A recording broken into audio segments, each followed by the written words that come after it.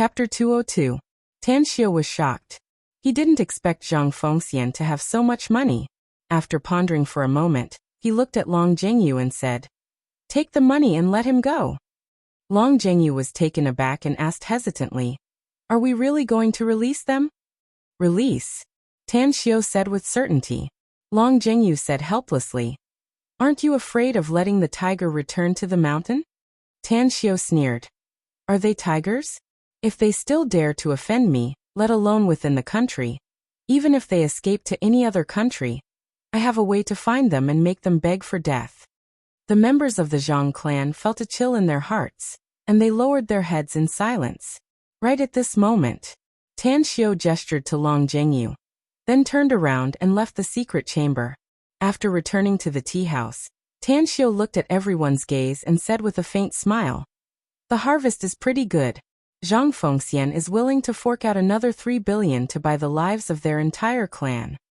"Did you agree?" Long Hanwen asked. Tan Xiao sneered and said, "How can I agree?" However, he had to get the money first. Long Zhengyu would stay there to deal with it. "Tell me, how can we let all the members of the Zhang family die, and let the higher-ups of the Zhang group survive?" Xiao Mingjin said, "I have a way." Tan Xiao's expression changed as he asked, "What is it?" Xiao Mingjin sneered, "Let them kill the Zhang family's people with their own hands, and then think of a way to send them and their families abroad. They were the ones who killed the people. Although we forced them, they couldn't avoid the responsibility. When the time comes, they will definitely keep their mouths shut. Furthermore, they weren't in the country, so they wouldn't be able to cause much trouble. Leave this matter to me. I will definitely complete it perfectly." "Let's do that." Tan Xiao nodded. The next day, after leaving Southgate Town, Tan Xiao took a taxi and rushed to Xingqing No. 1 High School. Today was an important day to fill in the application forms, so he naturally couldn't miss it. Moreover, he had already chosen a school. All he needed to do was to fill out a form there, and then he could go home and wait for his score. The following is a piece of news. The Zhang Group suddenly collapsed, and the Zhang Group's top executives disappeared collectively. Rumor has it that the Long Group, the Magnificent Tang Corporation, and the Ouyang Group have jointly issued a statement saying that Zhang Fengming, a senior executive of the Zhang Group, has stolen tens of billions of yuan from the 3 major groups, and is about to be used for the Paradise on Earth project, and has absconded to avoid punishment. This piece of news was broadcasted on the radio in the taxi. The driver was a young man. After hearing the broadcast inside, he turned his head and glanced at Tan Xiao, who was sitting in the front passenger seat, and sighed. This is really fulfilling the saying that humans die for wealth just as birds die for food. The Zhang's group was a big enterprise, but as a senior manager of the family, he actually greedily stole the project funds and ran away. A man who is never satisfied is like a snake trying to swallow an elephant. In my opinion, this must be instigated by the members of the Zhang family. Didn't they also go missing? They must have escaped together. Tan Xiao replied indifferently, "When the forest is big, there are all kinds of birds." The young driver patted the steering wheel and said with approval, "That's right. That's the truth.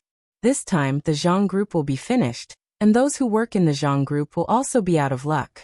Those who do business with the Zhang family will be out of luck." Out of luck? Tan Xiao secretly laughed inwardly. Not only did they not suffer any loss, but they could also annex the Zhang family's assets. How could they be out of luck? The young driver said, "Brother, I believe you've also heard about it, right? Recently, all kinds of scandals of the Zhang group have been exposed. They instigated local ruffians to rob the project, and even carried out some jerry-built projects. In any case, those who do evil are doomed to meet their doom. The collapse of the Zhang group is a big happy event for us ordinary people." "The Zhang group has a bad reputation?" Tan Xiao asked with a puzzled expression. The young driver rolled his eyes and snorted. "Humph, it's more than a bad reputation. It's simply unbearably stinky.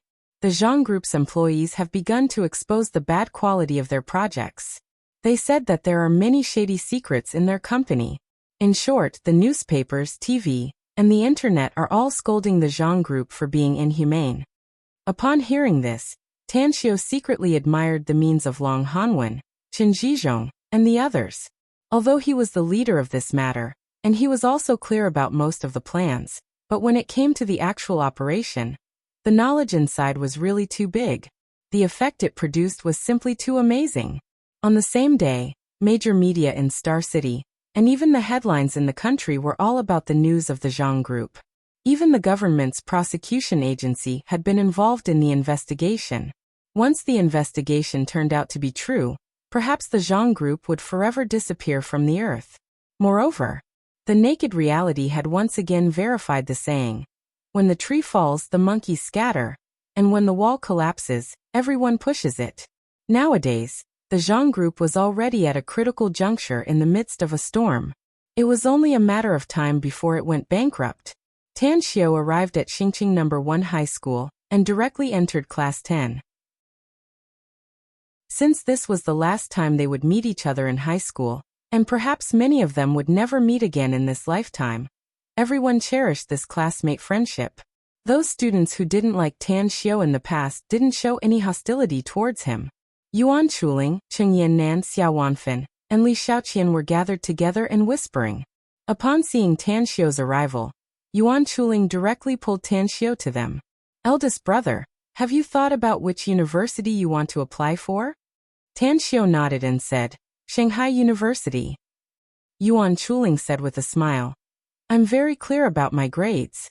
Even if you give me tutoring, I'm afraid my CET score won't be able to enter Shanghai University. However, I'm also going to study in Shanghai, and the university I'm going to apply for is also a good key university in Shanghai. Cheng Yannan said, I'm going to study in the capital.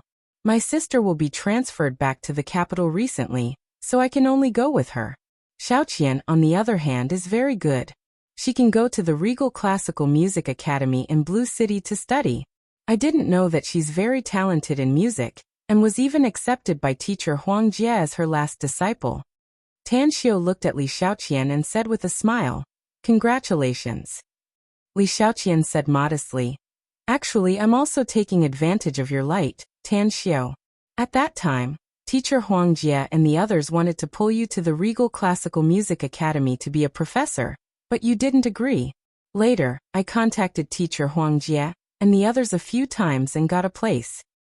Tan Xiao said, I'm not interested in music, and I don't intend to take that path in the future. So it's fine if I don't go to the Regal Classical Music Academy. What about Xiao Wanfen? Where are you going to study in the future? Xiao Wanfen said, I want to apply for Jingnan University, but I don't know if I can pass it. If I can't get my first choice, then my second choice will be the Blue City Institute of Science and Technology. Tan Xiao said with a smile, I wish everyone in advance that you will be successfully admitted to your ideal university. Miss Han is here. Let's go back to our seats. At the classroom's entrance, Han Qinggu had a smile on her face. Her eyes glanced at the students in the class and stayed on Tan Xiao for a second. Then, she walked to the podium with a smile and said, Today is the day for you to fill in your college entrance test application.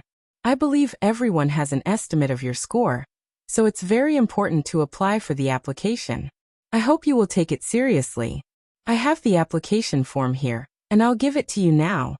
After getting the application form, Tan Xiao directly filled in the first choice column of Shanghai University. He didn't fill in the second and third choices. It was because it was not necessary for him.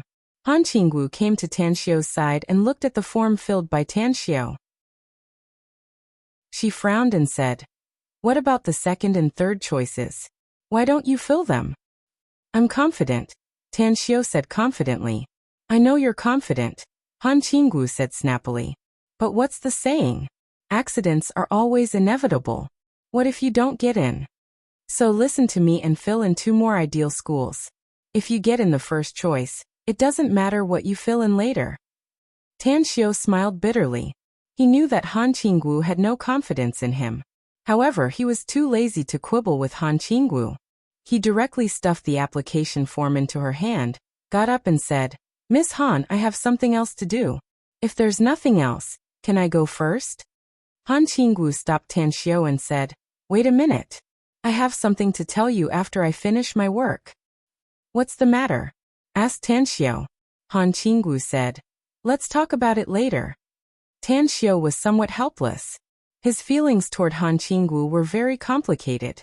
She was very much like his immortal companion in the immortal world. From this point of view, Tan Xiu rejected her very much. But when he was in the most difficult situation and was about to be expelled from the school, she bravely helped him and let him come to her class 10. To keep his student status. He actually didn't care about it, but what he cared about was his mother. If his mother knew that he was expelled from the school, she would probably be sad to death. Forget it. After today, I won't have anything to do with her anymore. Maybe this will be the last time I see her. Let's just wait. Thinking up to here, Tan Xiu had no choice but to stay in the classroom and wait.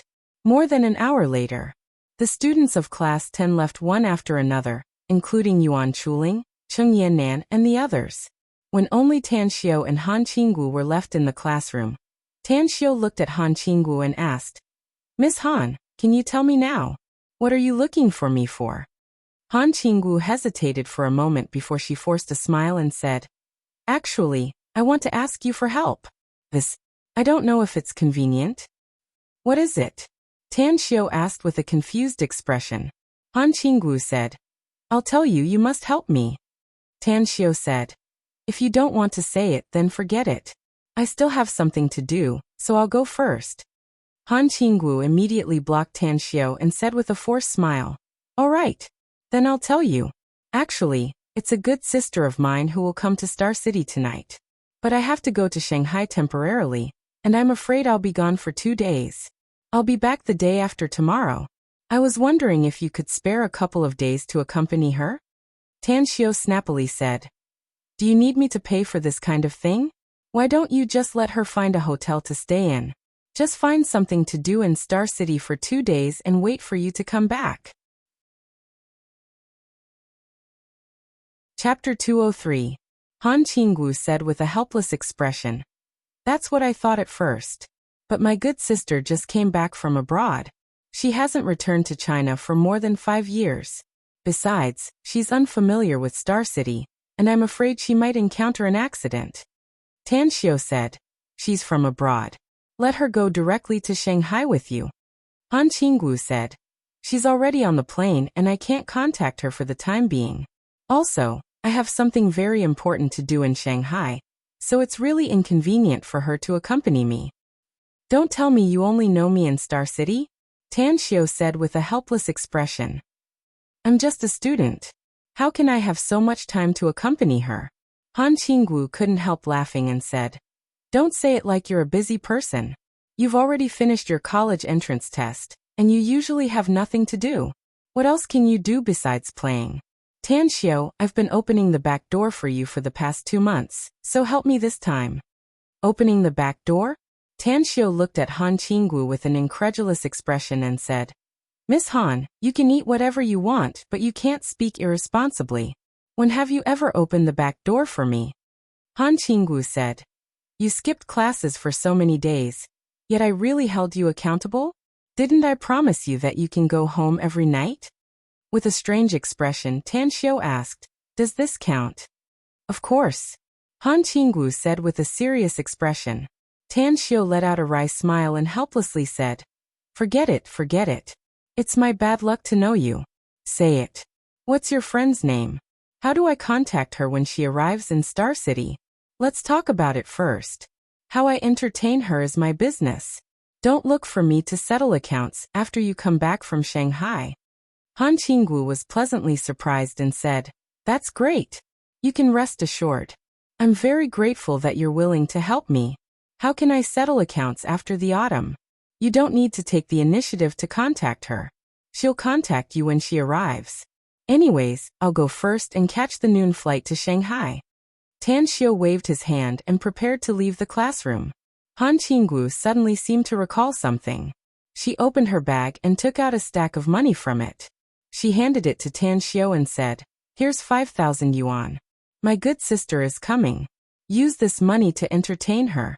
If it's not enough, you can always call me. Tan Xiu didn't refuse. Since he was working for Han Qingwu, it was only right for him to receive money. Shoving the money into his pocket, Tan Xiu walked out of the classroom. Noon. After having lunch in his family's restaurant, Tan Xiu decided to go to the Star City Antique Market. He had wanted to refine an interspatial ring for a long time, but because he was still lacking some ores, he had delayed it until now. He planned to go to the antique market to try his luck. If he was lucky, he might be able to find some precious ores. However, he wandered around the antique market for the whole afternoon, but he didn't find any precious ores. Instead, he found a good antique. Unfortunately, it was too expensive. He didn't have the hobby of collecting antiques, so he didn't waste the money. On the way back to Southgate Town by taxi, he received a call from an unfamiliar woman. After asking, he learned that the caller was Han Qingwu's good sister, who came from abroad. After you arrive at Star City's downtown area, find a hotel and stay there first. I'll look for you later. Tan Xiu instructed and directly hung up the phone. Star City Airport. The moment the tall Chen Wei stepped out of the airport's exit, she attracted the attention of countless passengers outside. She was wearing short shorts, a t-shirt and a small sleeveless top, a platinum necklace on her neck, and pink sunglasses on her face. But the most attractive thing about her was her flaming red lips. Apart from the latest limited edition Louis Vuitton handbag in her hands, there was nothing else in her hands. There was also a delicate white leather suitcase. What the hell is Qingwu doing? She found a student to accompany me, but this student doesn't even have the most basic manners. She knew that I'm going to Star City at night, but she didn't even come to the airport to pick me up. Chen Wei hatefully stamped her feet as she turned around and walked toward the taxi parking area. Caesar Grand Hotel. Star City's 5-star hotel, although it wasn't the best, but its grade was high enough. The entire hotel building was 40 to 50 meters high, and it was built with an extraordinary style.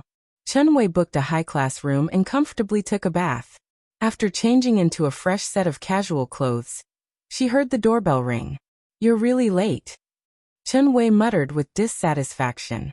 If she didn't feel a bit hungry, she really didn't bother to open the door, because she knew that aside from Han Qingwu's student, no one else could come here. The door opened. Chen Wei looked at Tan Xiu, who was standing outside the door, before she turned around and returned to the room. With a slightly dissatisfied voice, she said, "You finally came. If you didn't come, I would have been starving. Come in." Tan Xiu had imagined the scene of meeting Chen Wei, but never in his dreams had he thought that it would turn out to be this kind of situation. He stared blankly and secretly shook his head. After entering the room, he went straight to the sofa and sat down. He grabbed the magazine on the table and began to read. Chen Wei ignored Tan Xiu. Although she shouted that she was starving, the makeup process wasn't fast at all. After a full hour, she finished her makeup. Then she picked up her LV bag and said, "I'm done, let's go." Tan Xiu looked up and asked, "Where are we going?" Chen Wei snappily said, "Of course, we're going to eat. Why don't you look at the time? It's almost 9 p.m. I think we'll just have dinner today, so we don't even need to eat supper." Tan Xiu was speechless. He had arrived at the hotel, but it was not even 8 p.m. She was the one who dragged her makeup for an hour. Yet she actually blamed him? Forget it. A good man doesn't quarrel with women. She's Han Qingwu's good sister. I'll deal with her for 2 days, and when Han Qingwu comes back, I'll immediately say goodbye to her and never see her again in this life. Thinking up to there, Tan Xiu walked to the bedside, grabbed the phone, and was about to dial a number. Chen Wei asked with a puzzled expression, "What are you doing?" Tan Xiu said, "Don't you think it's too late?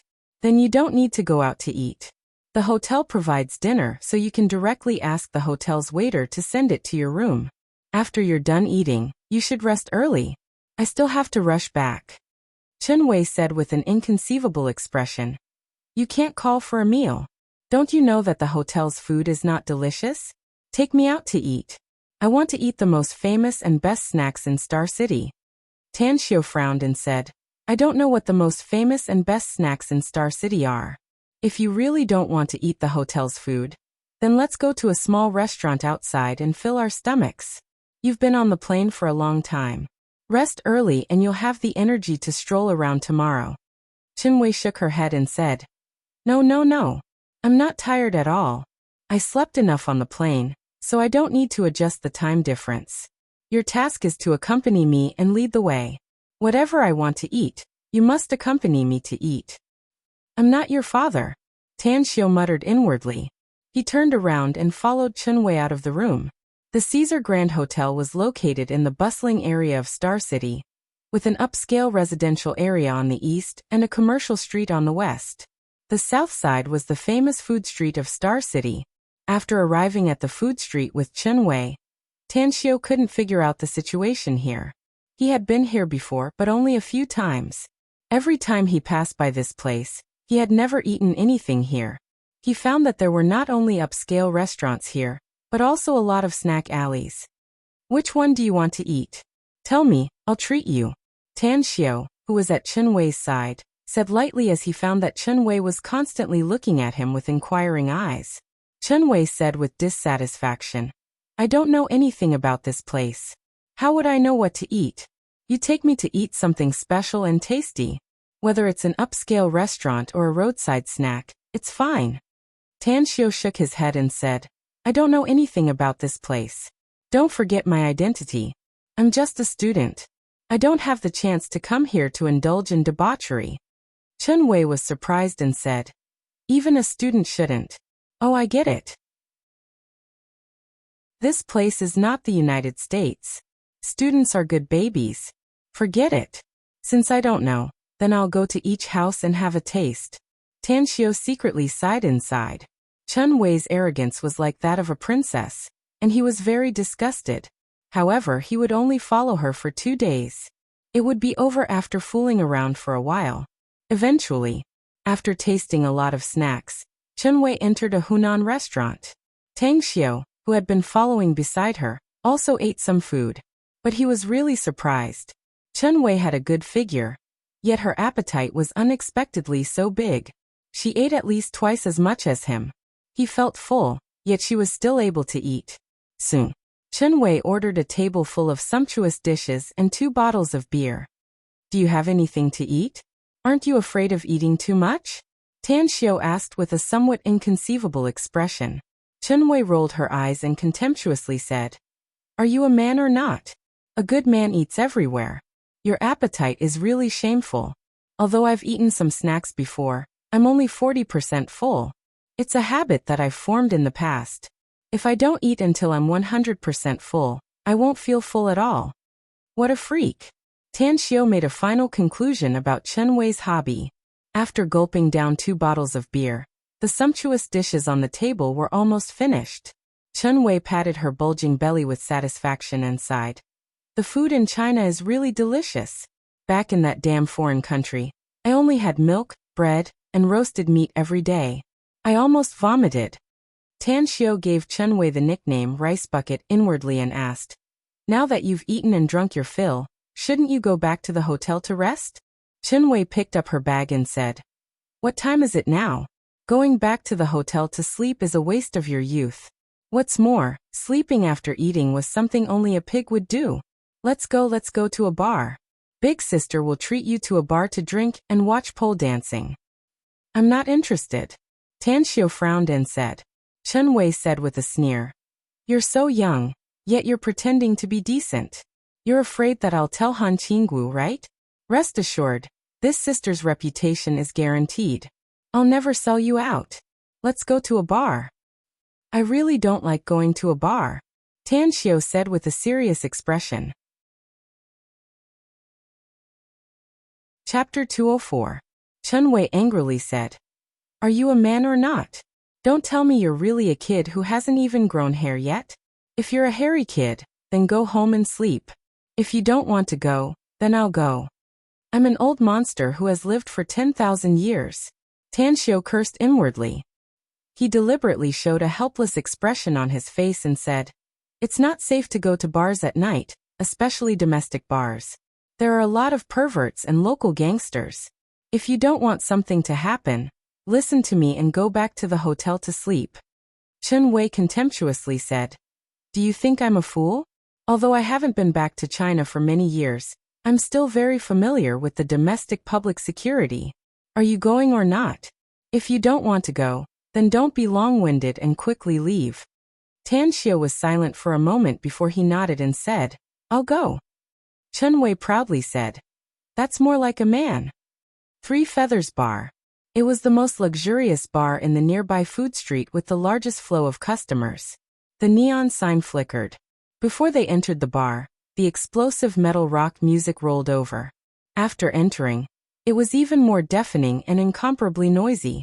Tan Xiu didn't like this kind of occasion, but he couldn't leave immediately to protect Chen Wei's safety. He could only endure the chaotic scene inside and followed Chen Wei to the front of the bar. "Do you see that? It's a live broadcast of a pole dance performance. That girl has a very good figure and is very sexy. This kind of woman is definitely a stunner that attracts men. Also, do you see those two girls dancing on the dance floor? Those two girls with tattoos on their necks. They're definitely the flowers of the underworld, specialized in seducing men. Although their quality is good, I believe they're already black mushrooms." Chen Wei leaned close to Tan Xiu's ear and said aloud. Tan Xiu really didn't know what to say. Facing this exotic fighter like Chen Wei, his psychological endurance always accepted the challenge. As if she didn't see the frowning expression on Tan Xiu's face, Chen Wei took the cocktail handed by the bartender and took a sip. She raised her hand to wipe the wine stain on the corner of her mouth and excitedly said, "The bars in China are really not worse than those abroad. It's a pity that there are too few erotic dancers. Otherwise, it would be a feast for the eyes again tonight. Look at the 3 o'clock direction. That man is really a piece of work. With a good figure, good skin, and good looks, he must be someone with a big tool. Why don't we take him to the hotel tonight?" Tan Xiu immediately turned his face away, indicating that he did not know this weirdo. Chen Wei finally noticed Tan Xiu's unusual expression. She reached out and pulled him, making him look at her. Then she burst into laughter and said, "Little bitch? You haven't had a girlfriend, right? Do you want Big Sister to teach you a few tricks tonight to hook up with a girl and get a room in a hotel? Don't worry, I'm a woman. I naturally understand a woman's thoughts. Although your appearance is ordinary, and your clothes are also ordinary, as long as you use the method I taught you, you will definitely be able to capture him." "Not interested," Tan Xiu said lightly. Chen Wei's eyes widened because of the blush on her face after drinking, which added a bit of beauty to her. However, at this moment, her face was full of disbelief. She looked at Tan Xiu and exclaimed, "Not interested in women? Are you gay?" "You're the one who's gay," Tan Xiu retorted snappily. Chen Wei proudly said, "So what if I'm gay? This young lady is not only gay, but also bisexual. I like strong men, but I like beautiful women even more. Unfortunately, this great aunt has the heart but not the guts. Up until now, even if I have a boyfriend, it's only limited to kissing. Furthermore, that man is also a good-for-nothing, a cowardly guy. A woman's heart is like a needle at the bottom of the ocean." At this moment, Tan Xiu thoroughly understood the meaning of this sentence. He really couldn't understand Chen Wei. This woman was like a psycho when she went crazy, but when she put on makeup in the hotel, she was gentle and quiet like a well-behaved baby. "I think you're not only bisexual, but also a schizophrenic." Chen Wei was surprised.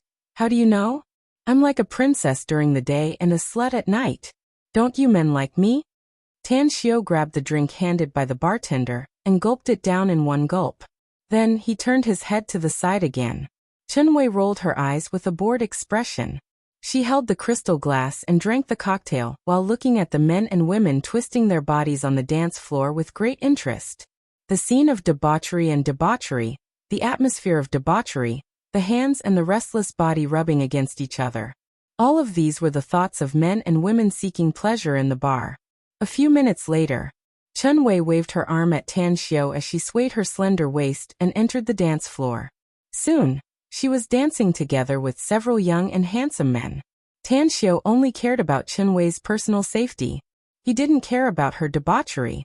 As long as she didn't bring a man back to the hotel, he didn't need to squat at the door of the hotel room and guard the door for her. He was too lazy to care about Chen Li's pleasure. After staying in the bar for more than half an hour, Tan Xiu found several men and women whom he didn't know before. They had their arms around each other's shoulders and left drunk. These men and women were either having a one-night stand or trying to take advantage of him. However, he also found another phenomenon. Someone was selling drugs. Looking at Chen Wei, who had high interest and didn't leave, Tanxiu suddenly had a bright idea. A brilliant idea emerged in his mind. Along with the outline of his mouth, a curved smile appeared on his face. He took out his mobile and walked out of the bar. He then dialed a cell number in a nearby hidden corner. Star City Public Security Bureau, Criminal Investigation Unit's conference room. Cheng Xuemei was analyzing the case with more than a dozen people at the same time. She had yet to find the murderer of the shooting near Southgate Town, followed by the disappearance of the Zhang family's clansmen. The Long family, the Ouyang family, as well as the magnificent Tang Corp's joint venture funds for the construction of the buildings prepared by the Zhang family, as well as the fights that broke out in various entertainment venues in Star City. All of these made her extremely busy. I believe that there's definitely a pair of hands behind the scenes manipulating the Zhang family's case. We must investigate this case clearly. Otherwise, the higher-ups will never let us live a good life. Everyone. Ring, ring, ring. The cell phone's ringtone interrupted Cheng Xuemei's words. Cheng Xuemei's brows creased. She grabbed the phone and looked at it. To her surprise, the caller turned out to be Tang Xiu, the mysterious and seemingly ordinary guy in her heart. After hesitating for a moment, she picked up the phone and asked in a deep voice, "Tan Xiu, what's the matter?" "Captain Cheng, I have an important discovery to report to you. If it's true, will there be a reward?" Tan Xiu's cheerful voice came from the phone. "Say it." Cheng Xuemei said. "It depends on what you want to report." "I'm at the Three Feathers Bar now," Tan Xiu said. "You should know about it, right? The Three Feathers Bar is very close to Star City's dining area. I found that someone is selling drugs there, and the quantity is very large. I've been here for more than half an hour, and they have sold at least tens of thousands of drugs. I suspect." "You suspect that it's drugs?" Cheng Xuemei said with a deep voice. Tan Xiu said, "I don't know whether it's drugs or not. Do you want to check it? If it's really drugs, then you can follow the clues and catch the drug traffickers." For a moment, Cheng Xuemei was silent and then said, "Continue to monitor there. Don't beat the grass and alert the snake. Also, pay attention to your personal safety. We'll immediately take our men and rush there." "All right." Tan Xiu complied and happily hung up the phone. They returned to the Three Feathers Bar. What made Tan Xiu speechless was that Chen Wei was hugging a 17 or 18-year-old girl, talking and laughing while drinking. Looking at their intimate appearance, anyone who didn't know them would think that they were a same-sex couple. Another glass of wine. Although Tan Xiu couldn't taste the cocktail, he still followed the local customs and ordered another glass to quench his thirst. Chen Wei turned her head and saw Tan Xiu's appearance. She then said with a smile, "Hey handsome, where did you go just now? I thought you left me and went back alone. What do you think of this little sister in my arms? She's my type. She's well-behaved and cute, and her mouth is very sweet." Tan Xiu glanced at the smiling girl again, shook his head and said, "Keep hugging and kissing her if you like it." Chen Wei said with a smile, "What? Don't you want to taste this little sister's mouth? It's really sweet. I can guarantee that she'll absolutely satisfy all your wishes." "Not interested." Tang Xiu didn't have a good impression of the girl with heavy makeup, even though her looks were not bad. If he wanted to taste a woman's mouth, he might as well find that little witch, Ouyang Lulu. It seemed that Andy, who exuded a loli's aura, was also not bad. Not to mention that Andy also had 2 big breasts. Chen Wei pursed her lips and snorted. "Humph, you're really not a man." It's said that young people are easily impulsive and have a lot of interest in that aspect. You're simply a freak. Tan Xiu was too lazy to pay attention to Chen Wei. He wanted to see the efficiency of the Municipal Criminal Police Brigade, so he silently calculated the time in his heart. 15 minutes later, more than a dozen criminal police members and a large number of police from the Public Security Bureau arrived. Cheng Xuemei took the lead and commanded the overall situation. Soon she sent people to block all the passages in the bar.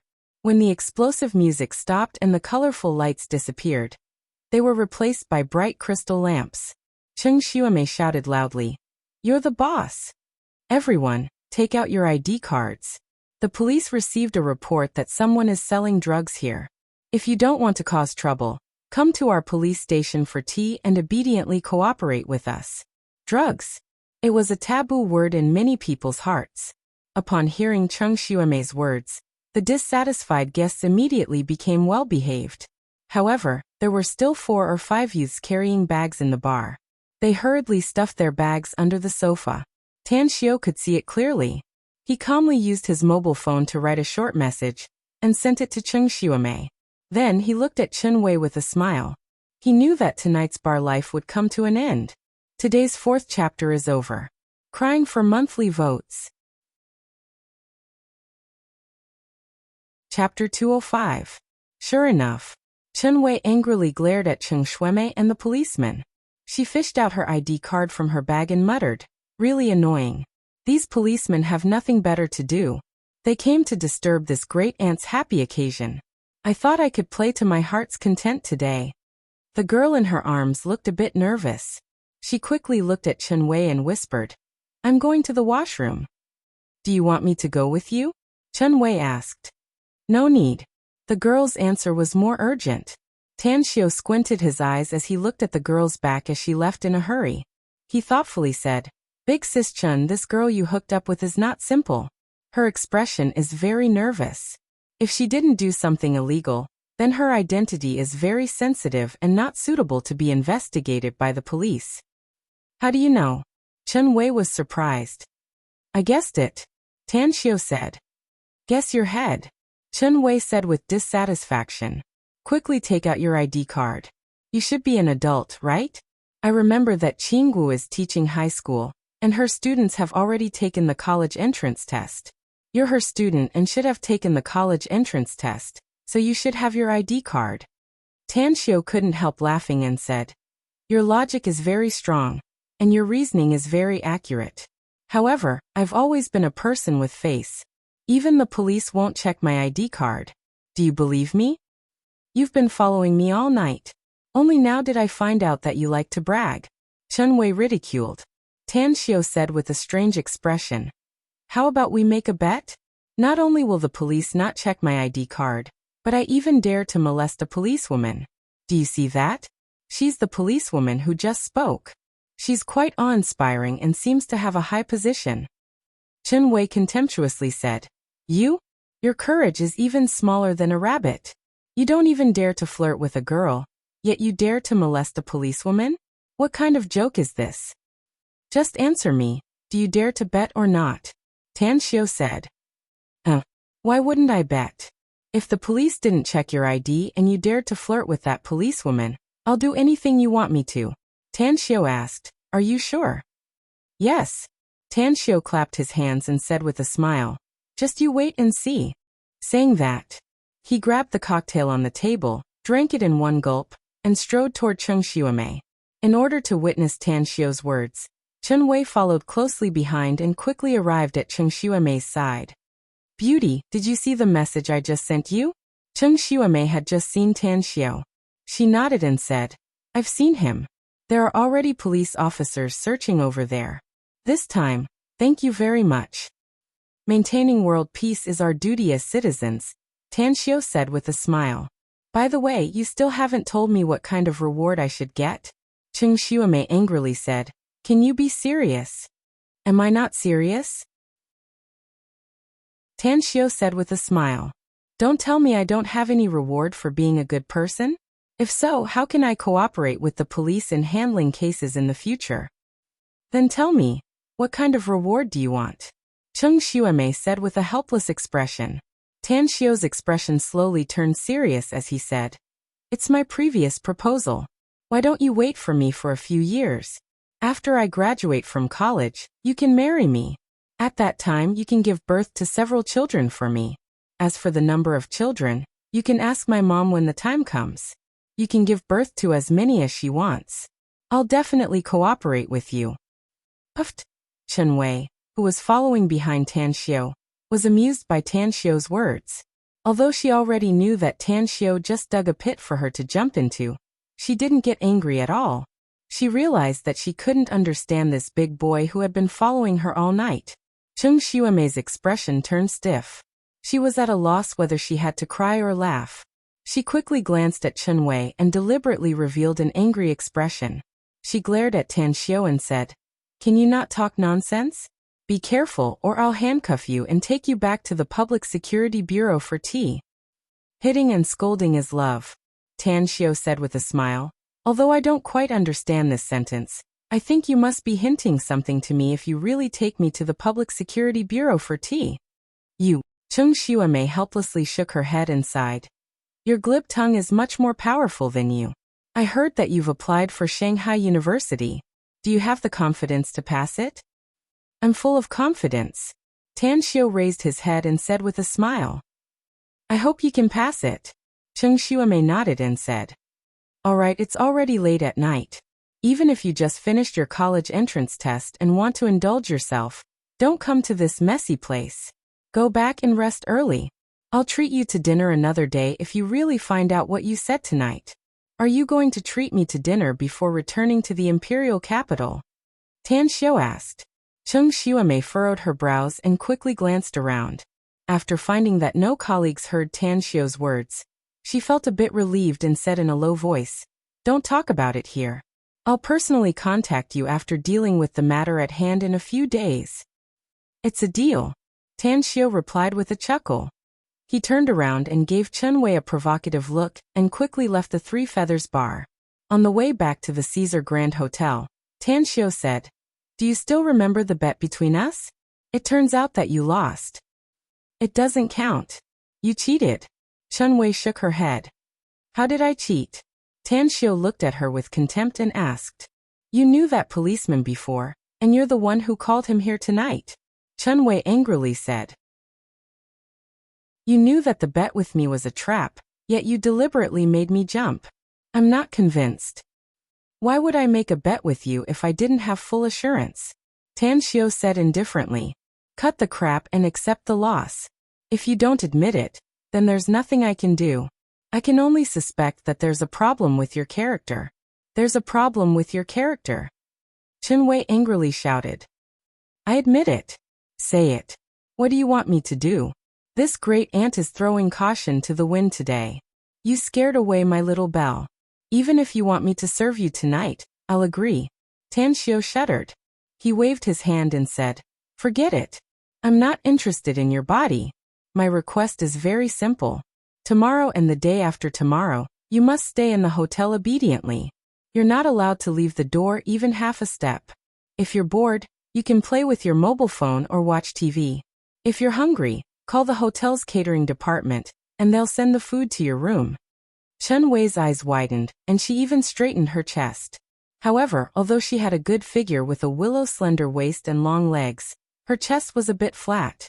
Although she wanted to show off her capital, she finally looked unwilling and resentfully snorted twice. "I'm not satisfied with your request. Also, I'll complain when Han Qinggu comes back. You don't look like you're willing to accept the loss." Tan Xiao said. Chen Wei was furious. But thinking of Tan Xiao's words just now, she suppressed her anger to the bottom of her heart. She rolled her eyes and bluntly said, "It's not impossible for me to agree to your request. But after all, Han Qinggu entrusted me to you, so you should be responsible for it. If you want me to stay in the hotel room, you must accompany me. I'm afraid to be alone. Only ghosts will believe you." Tan Xiao recalled all kinds of things Chen Wei had done. She even dared to flirt with other men and women in the bar, so why would she be afraid to stay alone in the hotel room? However, he was already satisfied as long as Chen Wei didn't go out to show off and create trouble for him. Therefore, in order to fulfill Han Qingwu's request, he nodded and said, "No problem. I'll come here every morning and go back in the evening." "Are you really not afraid that I'll eat you?" Tan Xiao angrily said. "Do you have the guts?" Chen Wei sneered. Tan Xiao no longer spoke. He found that arguing with a woman whose face was thicker than the corner of the city wall would only end in his defeat. She was like a wild horse that needed to be conquered by others, but he had no interest in conquering her. After escorting Chen Wei back to the hotel, Tan Xiao was about to bid farewell and leave. "You really don't want to stay?" Chen Wei leaned on the door with a smile, yet not a smile as she looked at Tan Xiao and asked. Tan Xiao shook his head and said, It's too late. Have a good rest. Remember the agreement between us.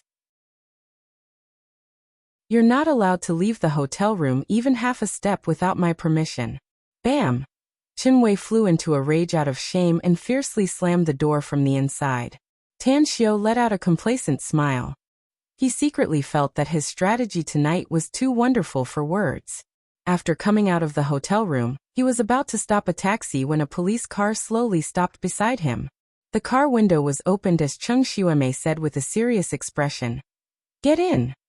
Tan Xiu hesitated for a moment before he walked around the front of the car. He walked to the front passenger seat, opened the door, and sat inside. "Is there anything else?" Cheng Xuemei said with all seriousness, "There's something. It's very important. We were just in the Sanmao bar. We indeed found a batch of drugs. Just after you left, more than a dozen people in the bar sneak attacked the police who blocked the passage. Not only did they have controlled knives, but they also had firearms. 2 of our comrades were injured and have been sent to the hospital. However, we also caught those criminals." "Since you've already caught the criminals, why are you looking for me?" Tan Xiu asked. "It's already late. I'm going back to sleep. I know you're very skillful. Can you help us catch some other important drug traffickers?" Cheng Xuemei said. "We just got the information that there's a group of foreign drug traffickers in several rooms of this Caesar Grand Hotel. There's a young man called the Crown Prince who comes from Southeast Asia. Not only does he have a private army, but he also has a large piece of land planted with poppy. He's definitely a ruthless character." Tan Xiu snappily said, "Big Belcheng, are you kidding me?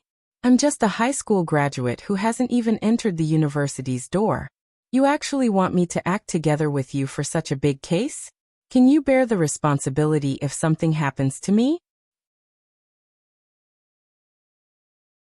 Chapter 206. A disappointed look appeared on Cheng Xuemei's face as she shook her head and said, "I really can't afford it. If you don't want to help us, then forget it. Get off the car.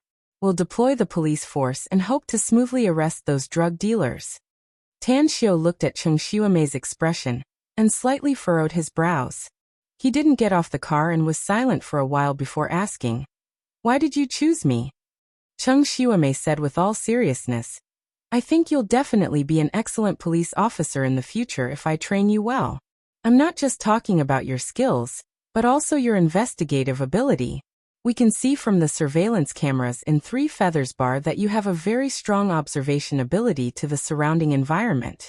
It's very difficult for an average person to find out that someone is selling drugs when they come to the bar for the first time. But not only did you find it, you also keenly observed the actions of those drug dealers after we arrived, which provided us with great help." Tan Xiu shook his head and forced a smile. "I'm a bit embarrassed to be praised by you. Anyways, I'll help you this time seeing that it's not easy for you. Tell me the room number of those drug dealers from abroad. I have a way to help you figure out the situation in those rooms." "What way?" Cheng Xuemei was surprised. "It's a private secret that I can't disclose," said Tan Xiu snappily. "This is not a joke, Tan Xiu," Cheng Xuemei said with a bit of worry. "You'll lose your life if you're careless. Those drug dealers are ruthless and merciless, and I heard that the Crown Prince is a guy who kills people without batting an eyelid. Also, we haven't finished deploying the police force yet, so we must avoid alerting them." "Don't worry," Tan Xiu said lightly. "I know what I'm doing. I'm only responsible for helping you figure out the situation in those rooms, which is my specialty. As for the arrest, that's what you should do." Cheng Xuemei hesitated for a moment and said, 806,807,808. According to the information provided by the people arrested in Three Feathers Bar, the other party has a total of 6 people. Tan Xiu nodded and got off the car. Before leaving, he said, "Wait for my call." A few minutes later, Tan Xiu appeared on the 8th floor of the Caesar Grand Hotel. After finding the room number 806, his spiritual sense had already enveloped the 3 rooms, discovering that there were not 6 people inside, but 8 people. In one of the rooms, a young man with long hair dyed white was plowing a naked woman. However, in order not to expose his divine sense, he opened the door of room 805 and quietly climbed out from the window outside. Then, he nimbly appeared at the window of room 806. After pretending to observe for a while, he climbed to the window outside room 807 and 808. Very soon, after he took the elevator to leave the 8th floor, he directly dialed Cheng Xuemei's number and told her about the situation he had investigated. Finally, he said, "Pay special attention to the white-haired guy in room 806. Not only does he have a gun on his bedside, but it's also a sniper rifle. I've seen similar guns on TV." Cheng Xuemei asked nervously, "Are you sure you didn't make a mistake?" "I'm sure," Tan Xiu said. Cheng Xuemei thanked him and hung up the phone. Tan Xiu put away his mobile. After leaving the Caesar Grand Hotel, he didn't leave immediately. Instead, he went to the opposite building and entered an unlocked room. He stood by the window and quietly observed the movements on the opposite side. He found that there were already 2 snipers lurking in the building he was in, and in the opposite building, many criminal police team members in casual clothes were also quietly lurking in. Even a large number of armed police were hiding in the vicinity of the entire Caesar Grand Hotel. They came fast. Tan Xiu secretly sighed. However, just after he said that, his complexion slightly changed. It was because he was keenly aware that a middle-aged man appeared at the window of room 808 of the Caesar Grand Hotel opposite. The middle-aged man was holding a mini telescope and looking down. He couldn't hide it anymore. Tan Xiu grabbed his mobile and immediately dialed Cheng Xuemei's number. After the other party picked up, he said in a deep voice, "If my guess is correct, your police deployment has been exposed.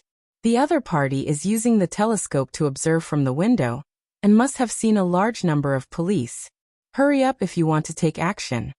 At this moment, Cheng Xuemei appeared on the 8th floor of the Caesar Grand Hotel. Upon hearing Tan Xiu's words, her complexion instantly turned ugly. She didn't know why, but she had an inexplicable trust in Tan Xiu from the bottom of her heart. Therefore, she didn't hesitate and fiercely shouted, "Arrest them at the same time. Counterattack immediately if you encounter any resistance. Pay attention to the 3 people in room 808. They should have noticed the abnormality below." Bam, bam, bam. The doors of the 3 rooms were respectively smashed open by 2 policemen. The well-trained armed police officers cooperated with each other and rushed into the room with their guns' muzzles moving. Bam, bam, bam. Intense gunshots came from room 806 and room 808. At the same time, the 2 snipers in the opposite building also aimed and fired. As for the 3 people in room 807, they were caught off guard the moment the police rushed in and were aimed at by the muzzles, so they didn't dare to act rashly. Tan Xiu stood at the window of the opposite building, watching the gunfight that took place in the modern world. He secretly shook his head. Such a trivial case really couldn't cause any fluctuation in his mood. He believed that in the case of the disparity in strength between the police and the bandits, those drug dealers would probably meet a dead end if they were to resist. As for the police, they might be injured or sacrificed, but the final result was that they would be able to completely kill or arrest those drug dealers. Go back. Just as Tan Xiu was about to leave the window, he suddenly saw a figure from the corner of his eyes, as he jumped out from room 808 of the opposite hotel. Moreover, that person was obviously grabbing a rope that he didn't notice before. Furthermore, the other party was as agile as a spirit ape. He followed the rope and descended at an extremely fast speed. It's that white-haired youth. The knight couldn't block Tan Xiu's sharp eyes, and he instantly recognized the identity of the person. No, the window on the 2nd floor below room 808 is open. There are still people inside. That woman. Tan Xiu observed and found that after the white-haired youth used the rope to descend to the window on the 2nd floor, he immediately stepped on the windowsill with his toes. And inside, a woman in her 30s reached out and grabbed his leg, pulling him into the room. At this time, even Tan Xiu couldn't help but admire the other party's good calculation and ability. That rope should be the escape route that the other party had arranged in advance. In case of a dangerous situation, he could directly use the rope to escape. And that woman should also be arranged by the other party in advance, or even in the same group as the other party. As long as those 2 people are still in the hotel, the guests in the hotel will encounter danger at any time. Chun Wei, that weird woman, is still in the hotel room. If she is unlucky and meets them, I won't be able to explain to Han Qinggu. Tan Xiu took a deep breath and quickly left the building. I'm sorry, the Caesar Hotel has been sealed off. No one is allowed to enter or leave. Just as Tan Xiu wanted to enter the Caesar Hotel, he was stopped by the police responsible for sealing off the hotel's entrance and exit. My name is Tan Xiu, said Tan Xiu. I'm also a participant in this case. Call Qing Xuemei, she knows. The police officer stared blankly. He hesitated for a moment before he directly took out his walkie-talkie and reported to his superior. Half a minute later, the police officer received the order to let Tan Xiu in. In the corridor on the 8th floor, Qing Xuemei was directing the cleaning of the gunfight scene. Upon seeing Tan Xiu's arrival, she quickly asked, "Why did you come back?" "Don't worry about how I came back," said Tan Xiu. "Send someone to check the room on the 2nd floor below room 806. The white-haired youth who just escaped went to the 2nd floor along the rope. Also, there's a woman in her 30s in the room on the 2nd floor. She's also one of those drug dealers. If the police's blockade is tight enough, then the two of them must still be in the hotel." "How did you know?" Qing Xuemei was shocked. "I was in the opposite building just now," said Tan Xiu. "I saw it clearly." Qing Xuemei nodded and immediately issued the order according to Tan Xiu's instruction. She didn't even ask for permission from the Public Security Bureau chief, Deng Jiamin, who had just arrived. Tan Xiu and Deng Jiamin met face to face, and then left while Qing Xuemei was busy. He came to the door of Chen Wei's room. Not long after he rang the doorbell, the door was opened. Tan Xiu saw that Chen Wei was wearing pure white pajamas, with her long hair hanging loosely, and even her bare feet stepping on the carpet. "Hey, didn't you just leave? Why did you come back?" Chen Wei's expression was a bit pale. Even though she said so, she quickly walked toward Tan Xiu and pulled him into the room. Then, she forcefully closed the door from the inside and locked it. "It's dangerous here, so I came back," said Tan Xiu. Chen Wei said with a bitter expression, "I want to say that I'm unlucky? Or is the security in our country worse than abroad? It's only my first day in Star City. And I just encountered a shootout between the police and the robbers. Tell me, does this kind of thing often happen in Star City?" "It used to be very good," said Tan Xiu with a smile. "But in the last 2 months, there have been a lot of murders. If you're afraid, then quickly leave Star City tomorrow." "Who's afraid?" Chen Wei angrily said. "This great aunt is not used to this kind of thing happening in China. Let me tell you, when I was abroad, this great aunt has encountered a lot of shootouts. Also, I forgot to tell you that I'm a black belt in Taekwondo. Usually, 3 to 5 big men are not my match." Looking at her thin arms and legs, Tan Xiu didn't feel like bickering with her. He went straight to the window and looked at the scene outside. At the same time, he quickly released his spiritual sense.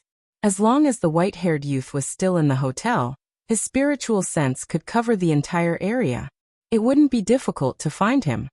Strange, why isn't he here? Chapter 207. Even the slightest movement in the wind and grass couldn't escape from Tan Xiu's monitoring with his spiritual sense. Even if there was an old book in a mouse hole, a few rice grains inside, or even an ant on the ground, he could clearly find it. However, he didn't find the figure of the white-haired youth and the woman in this hotel building. Did they just evaporate from the face of the earth? Tan Xiu didn't believe that their speed could be that fast. After all, the entire hotel was now sealed by the police. Even if they wanted to escape, it was impossible to do so in such a short time. But where are they? After carefully searching for a few times, Tan Xiu finally decided to check everyone. He knew that there was a kind of disguise technique that could change one's appearance. The characteristics of the white-haired youth were too obvious. If he wanted to escape without being noticed, he would have to cover his white hair. Sure enough, after a careful investigation, Tan Xiu finally found 2 suspicious people. Although their appearance had changed, Tan Xiu was sure that the 2 people wearing janitor clothes and pushing the cart were the white-haired youth and the woman.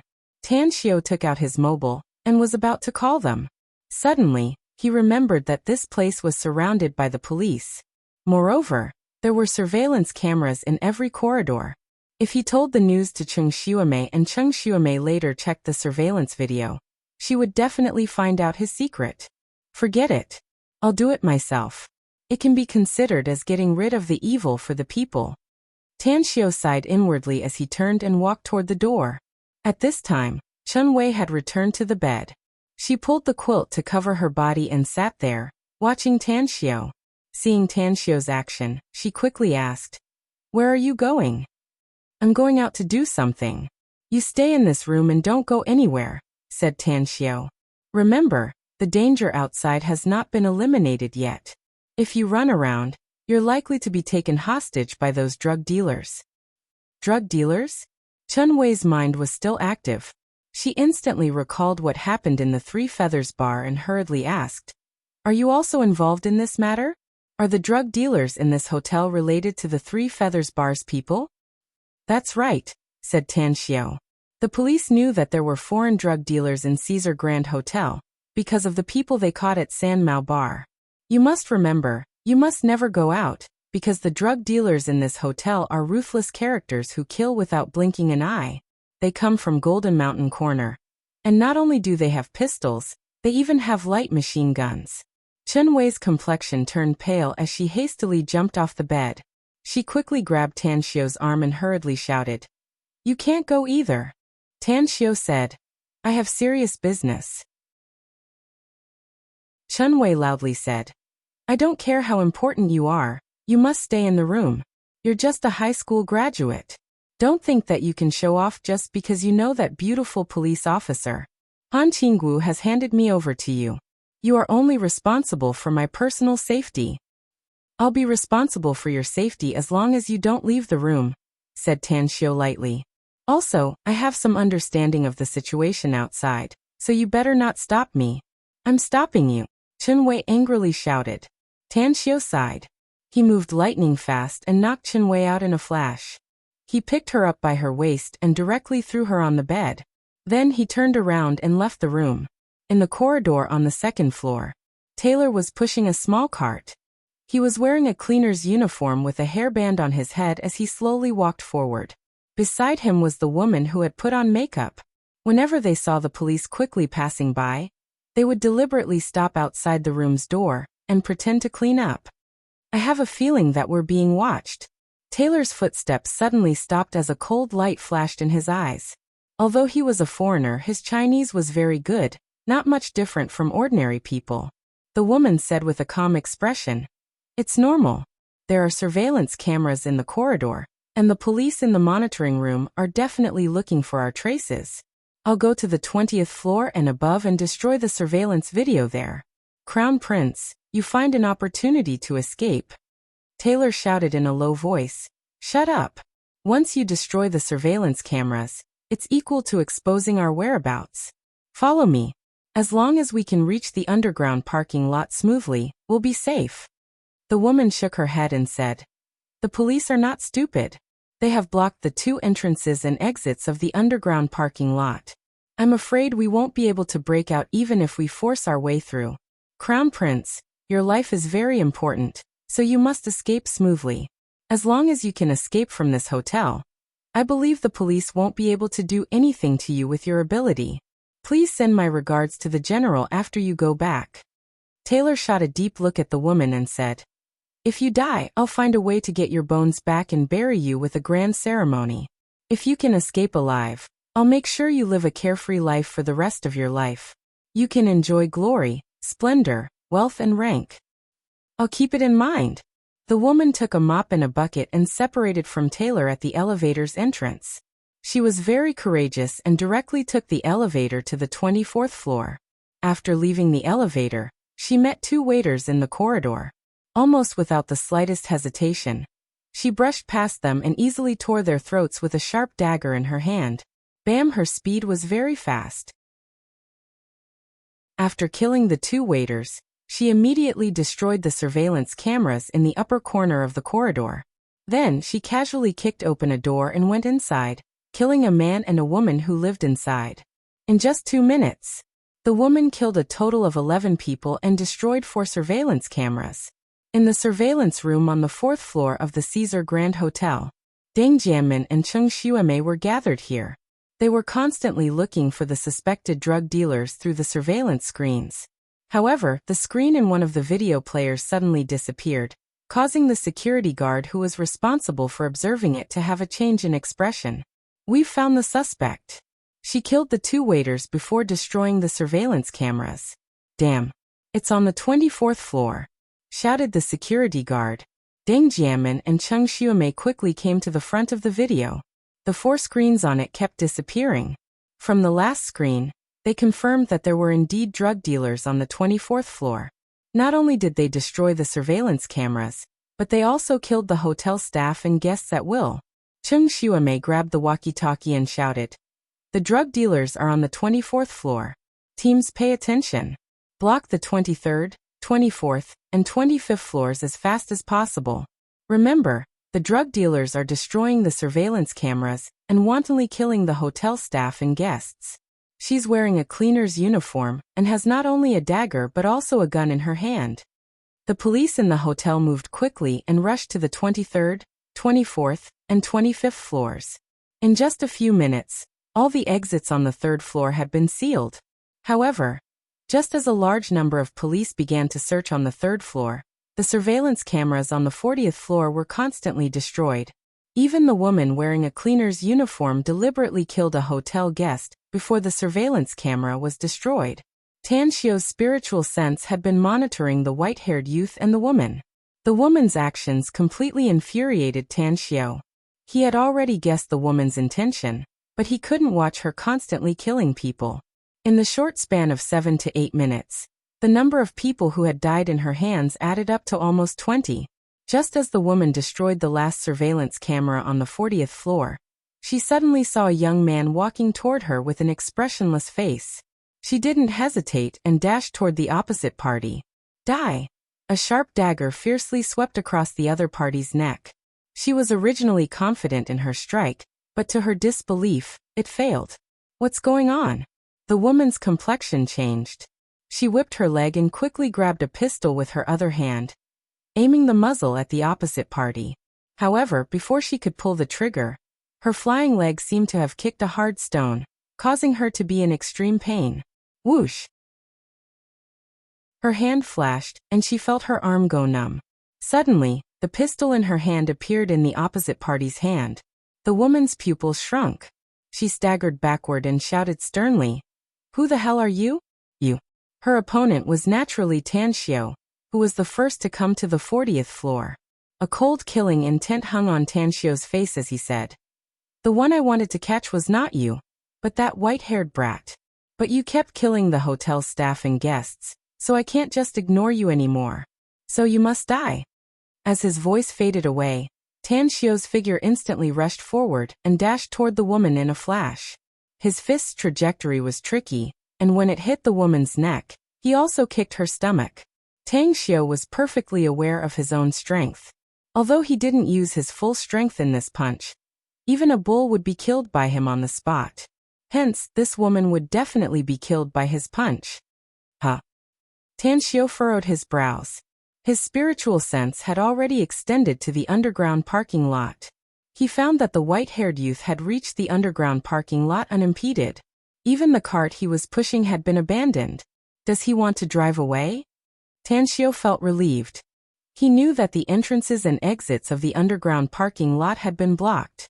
Even if the white-haired youth was powerful, it was impossible for him to drive away. However, just as he heaved a sigh of relief, his eyes changed again. He doesn't want to drive away. He wants to escape from the exhaust vent? Damn. That exhaust vent must have been tampered with by his men before.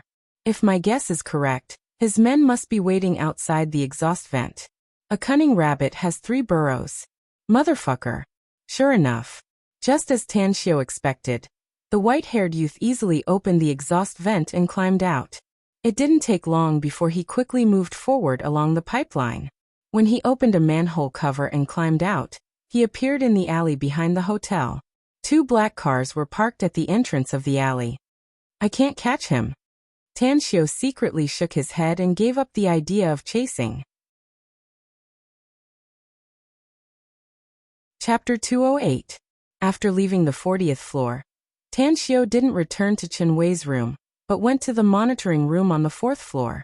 Under the astonished gazes of Deng Jiamin and Cheng Xuemei, he calmly said, I ran into that female drug dealer. She wanted to kill me, so I knocked her out.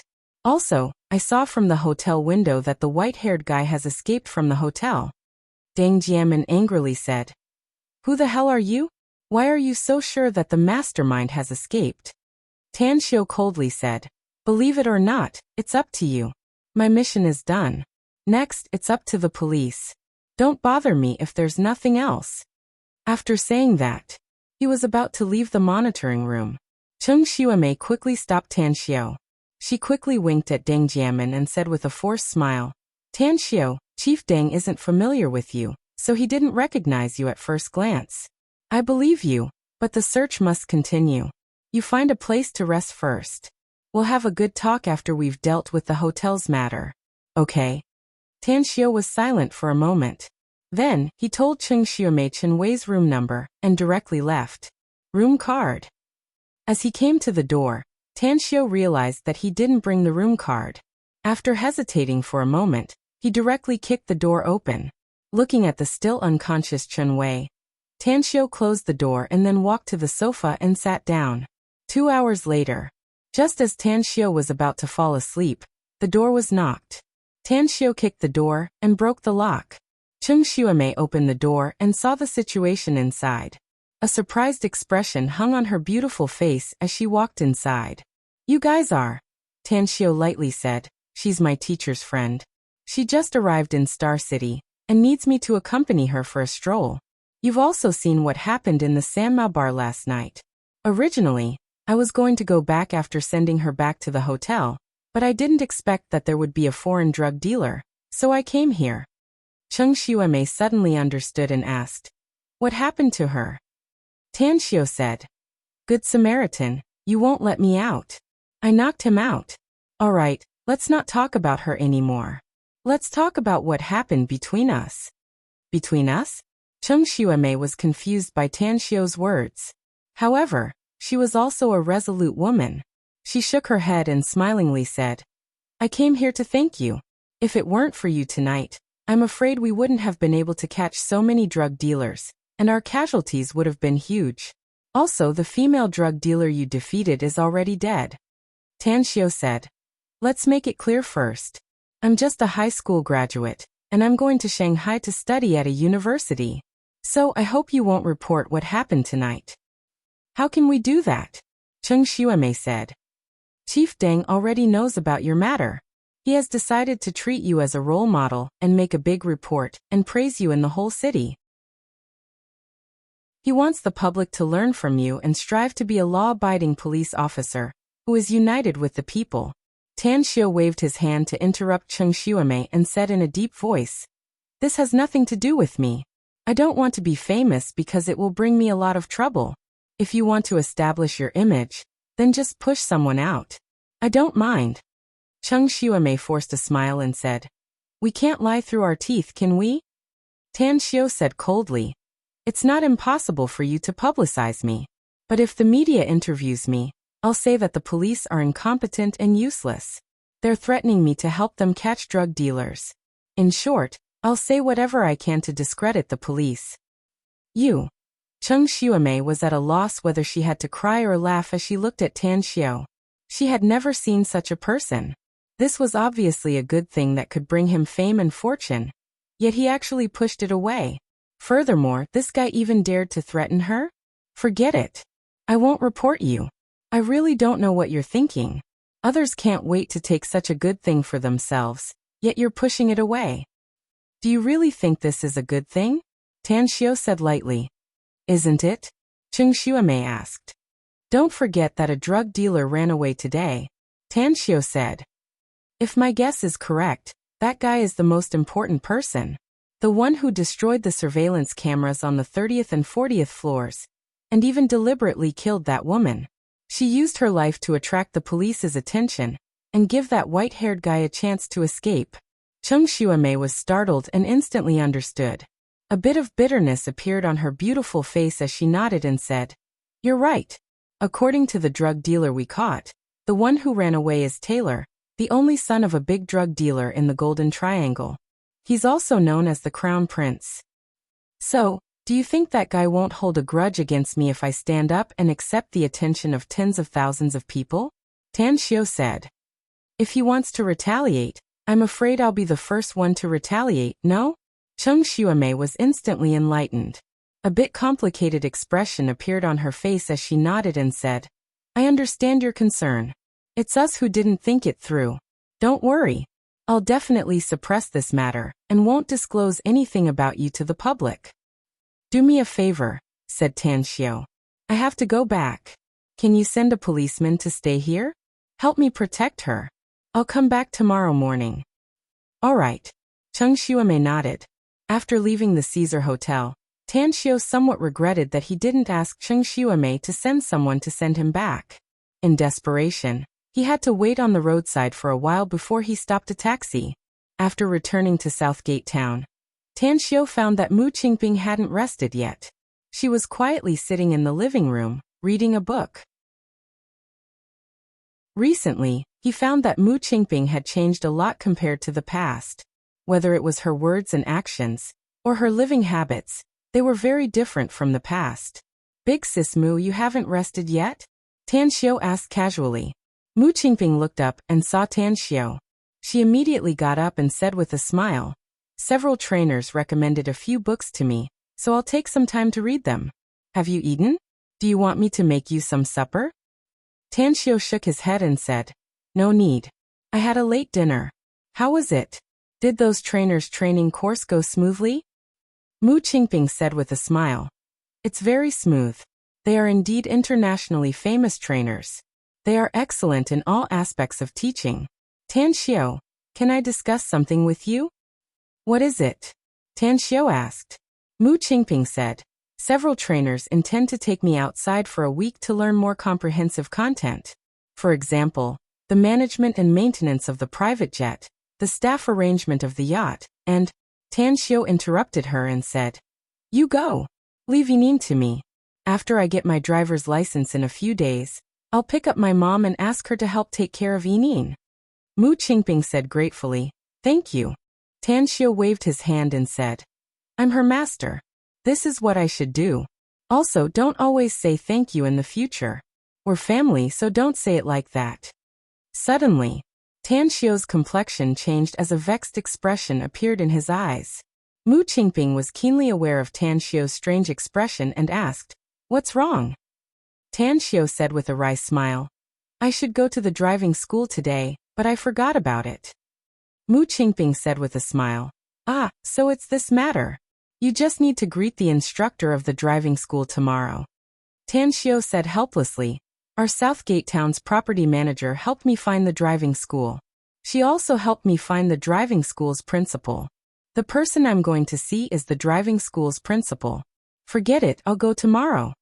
The next morning, a ray of sunlight rose from the eastern horizon. After Tan Xiu woke up, he simply washed his face and rinsed his mouth. Then he ate breakfast at home and bought breakfast for Chen Wei on the way, and then hurried to the Caesar Grand Hotel. In the hotel, Chen Wei was still sleeping soundly. Seeing her sleeping on the bed, Tan Xiu knew that she must have woken up last night. Putting the breakfast on the coffee table, he turned on the computer and began to browse the web. He rarely touched the computer. Even the number of times he went to the internet cafe was also very few. Usually, he could only touch the computer during the computer class at school. Soon, he found a lot of news about the Star City's Zhang group on the internet. Among them, there were all kinds of abuse, slander, and the Zhang family was especially miserable. That's right, can I find the news about precious ores on the internet? Tan Xiu's expression moved. He immediately began to use the divine tool on Baidu to search for information about ores. Along with the pictures and text information browsing, Tan Xiu indeed found a few good ores. Unfortunately, his computer skills were too poor, and he didn't know the channel to obtain these ores. Precious or trading network? Tan Xiu clicked on a link and his eyes suddenly lit up. Wintertide fluorite? Star fragment stone. Tan Xiu browsed for more than half an hour, and found these two precious ores, especially the star fragment stone. He simply didn't dare to imagine that there would be such a precious ore on Earth. One must know that even in the immortal world, the number of star fragment stone was pitifully small. It was absolutely a treasure that every master refiner yearned for even in their dreams. Tan Xiu took out his mobile, wrote down the phone number on it, and then dialed it. "Who is it?" An old voice came out of the phone. Tan Xiu said, "I saw this phone number on the ore trading network. May I ask if you have any star fragment stones? If you do, I'll buy as many as you want." "How many do you want?" Tan Xiu said. "I told you, I'll buy as many as you want." "Big deal, come to Tianjin City." Tan Xiu's brows slanted as he said with a deep tone, "I have something to do in the next 2 days, so I can't leave for the time being. I'll definitely rush to Tianjin City in 3 days at the latest. I hope you can leave more for me." "Don't worry." Tan Xiu hung up and dialed another number. He frowned because the one who answered the phone was also the same old man, but the number was different. "I'll be waiting for you in Tianjin City in 3 days. After saying that, the other party directly hung up the phone. Tan Xiu didn't understand. Since the other party was selling star fragment stone and wintertide fluorite, why did he use 2 different phone numbers on the network? Quiet night has been bursting out for 22 consecutive days. I'm so tired that I'm about to fall apart. I'm begging for a monthly vote to support me. I'm very grateful. Chapter 209. Tan Xiu understood this, so he nodded and said, "Don't worry, Coach Li. I can still maintain a normal state of mind. But I'm afraid I have something to do in the afternoon, so I can't come to the driving school. How about I try it on the road after I practice for a while?" Coach Li said, "If you can keep this level, I can let you drive on the road. But if you can't, then I won't agree." "No problem."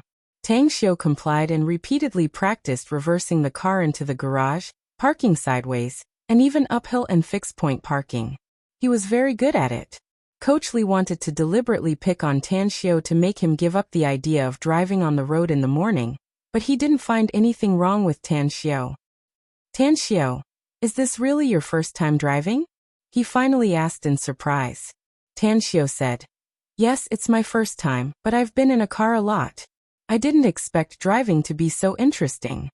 Coach Li smiled bitterly and said, "I won't say anything else. Let's go. There's a circle outside, which is our driving school's test lane. Except for some training cars, there won't be any danger." Tan Xiu nodded. Under Coach Li's guidance, he drove the car smoothly from the first gear to the second, then to the third, and then to the fourth. After driving the car for a few laps on the test lane, he could already shift to the 5th gear. Increase the gear, decrease the gear. He did very well. Even when Coach Li deliberately made it difficult for him, he could still change gears according to the instructions. More than an hour later, Coach Li looked at Tan Xiu with a complicated expression and said with a bitter smile, "I've taught many students in my life, and one of them even became a professional racing driver. But I've never met a student as good as you. You make almost 0 mistakes in the things I teach you. Looking at your driving skills, it's like you've been driving for many years. Okay, that's all for today. I've successfully completed the task that the principal gave me." Tan Xiu parked the car, unbuckled his seatbelt and smiled. "Thank you, Coach Li." Coach Li shook his head and said, "I'm happy to be able to teach a student like you. You don't have to thank me. Just be more careful when you get your driver's license." "Don't worry, I know what to do." Tan Xiu smiled and said. After leaving the training ground, Tan Xiu went to the principal's office and found that Zhao Dequan was not there, so he left directly. A few minutes later, Zhao Dequan returned to his office and found Coach Li waiting for him. He was surprised. "Aren't you teaching Tan Xiu how to drive? Why are you here?" Coach Li said. "I'm done. I'll report back to you." Zhao Dequan asked in confusion. "Finished teaching? What does that mean? Isn't that Tan Xiu a good student?" Coach Li smiled bitterly and said, "He's not a bad student. He was simply too good at it." If I hadn't known in advance that he had never driven a car, I would have thought that he was an experienced driver for many years. "Coach, I observed him for 2 or 3 hours today, and found that his learning ability was terrifying. In the end, his driving skills could be regarded as first class. Most importantly, do you know what it is? Zhao Dequan showed a surprised look and asked, "What is it?" Coach Li said, "From the time I started teaching him to the time he left, he didn't even make a single mistake. Can you imagine it? A new student who started learning and practiced on the road many times without making a single mistake. He's simply a freak reincarnated from the god of driving." Zhao Dequan was so shocked that he couldn't speak. It's said that people make mistakes and horses stumble. It's inevitable to make mistakes when you've just learned something. But he had never seen a person who didn't make a single mistake after practicing for a few hours. Now it was the first time he had heard of it. Forget it. It's a good thing that he learns fast. I was afraid that he would get his driver's license through illegal means and have an accident while driving. Well, you did a good job on this matter. I'll write it down. You go ahead. All right. Coach Li replied and left the principal's office. Zhao Dequan took out his mobile from his pocket and dialed Long Hanwen's number. After the other party picked up, he said with a smile, "Boss Long, did I disturb you? Is this Principal Zhao? It's all right. You called me because..." Long Hanwen's voice came out of the phone. Zhao Dequan said with an obsequious smile, "Chief Long, I'll report to you about the matter you've arranged for me. Tan Xiao came to the driving school this morning. I've specially arranged the best instructor to teach him driving skills. The instructor just came to me and said that Tan Xiao has left. He's simply the reincarnation of the god of driving. He practiced for the whole morning and didn't make a single mistake. I think that with his level, it's not a problem for him to be an instructor in our driving school." Long Hanwen said, "I know. I'll have to trouble you." Zhao Dequan said with a smile, "It's my duty. It's what I should do. Chief Long, you don't need to worry about Tan Xiao's driver's license. I've had several meals with my friends from the Transportation Bureau.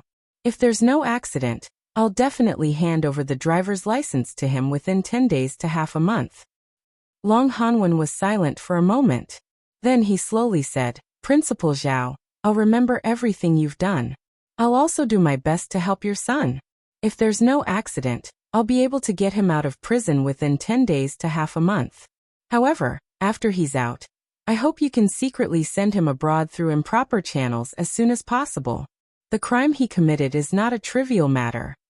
Zhao Dequan said gratefully, "Yes, yes, yes. I'll keep your words in mind." Long Hanwen said, "All right then, I'll say it like that." The call ended. Zhao Dequan forced a smile as he put away his mobile and rubbed his temples. For his son, he had crossed his bottom line. Originally, he was still a bit condemned in his heart.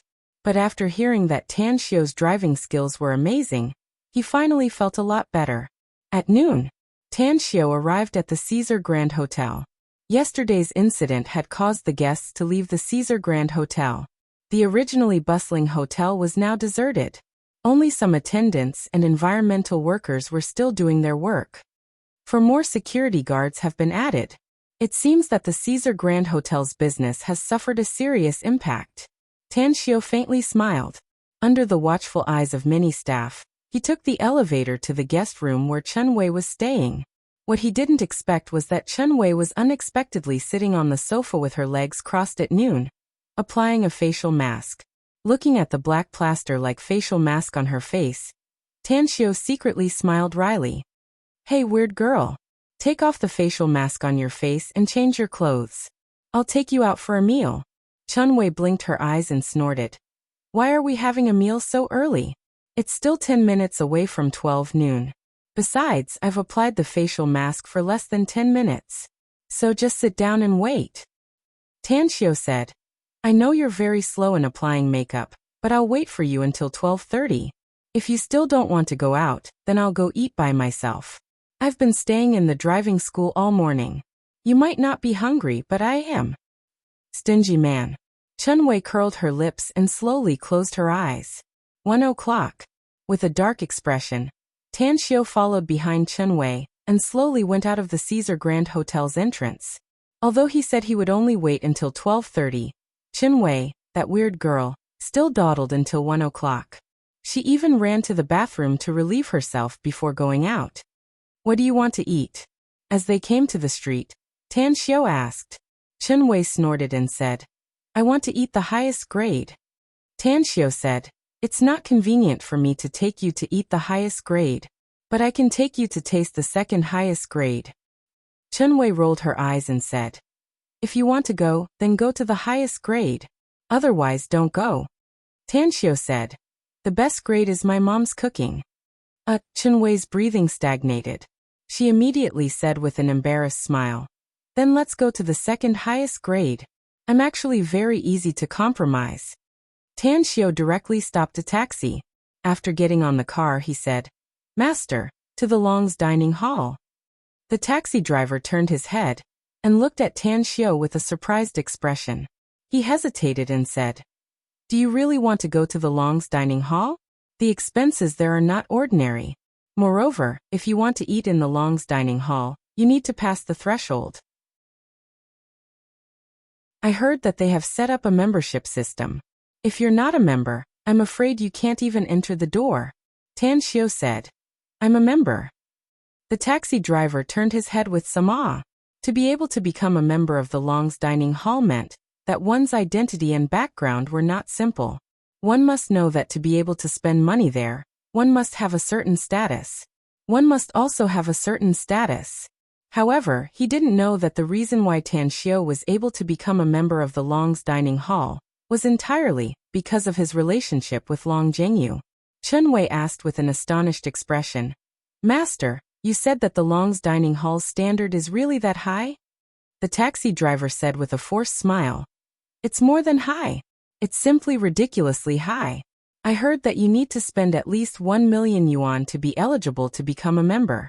Moreover, only the big shots of Star City, the surrounding cities, and even the big shots of the provincial capital, Blue City, can get the membership. A lot of rich bosses are proud to enter the Long's dining hall. Chen Wei turned her head to look at Tan Xiu and said with an astonished expression, I heard from Qinggu that your family runs a restaurant. Where did you get the membership? Tan Xiu said, curiosity kills. You better control your mouth when you speak. You can open your mouth freely when you eat. In short, remember that I'll make you eat and drink to your heart's content today. Chen Wei curled her lips and said with disdain, you're really pretending. I'm afraid that we won't even be able to enter the door. I'll tell you, if we can't enter the door, I'll definitely pretend that I don't know you and turn around to leave. Tan Xiu looked at the fast-retreating buildings outside the window and said with indifference, you can directly open the door now and turn around to leave. Chen Wei rolled her eyes. I don't want to die. Chapter 210.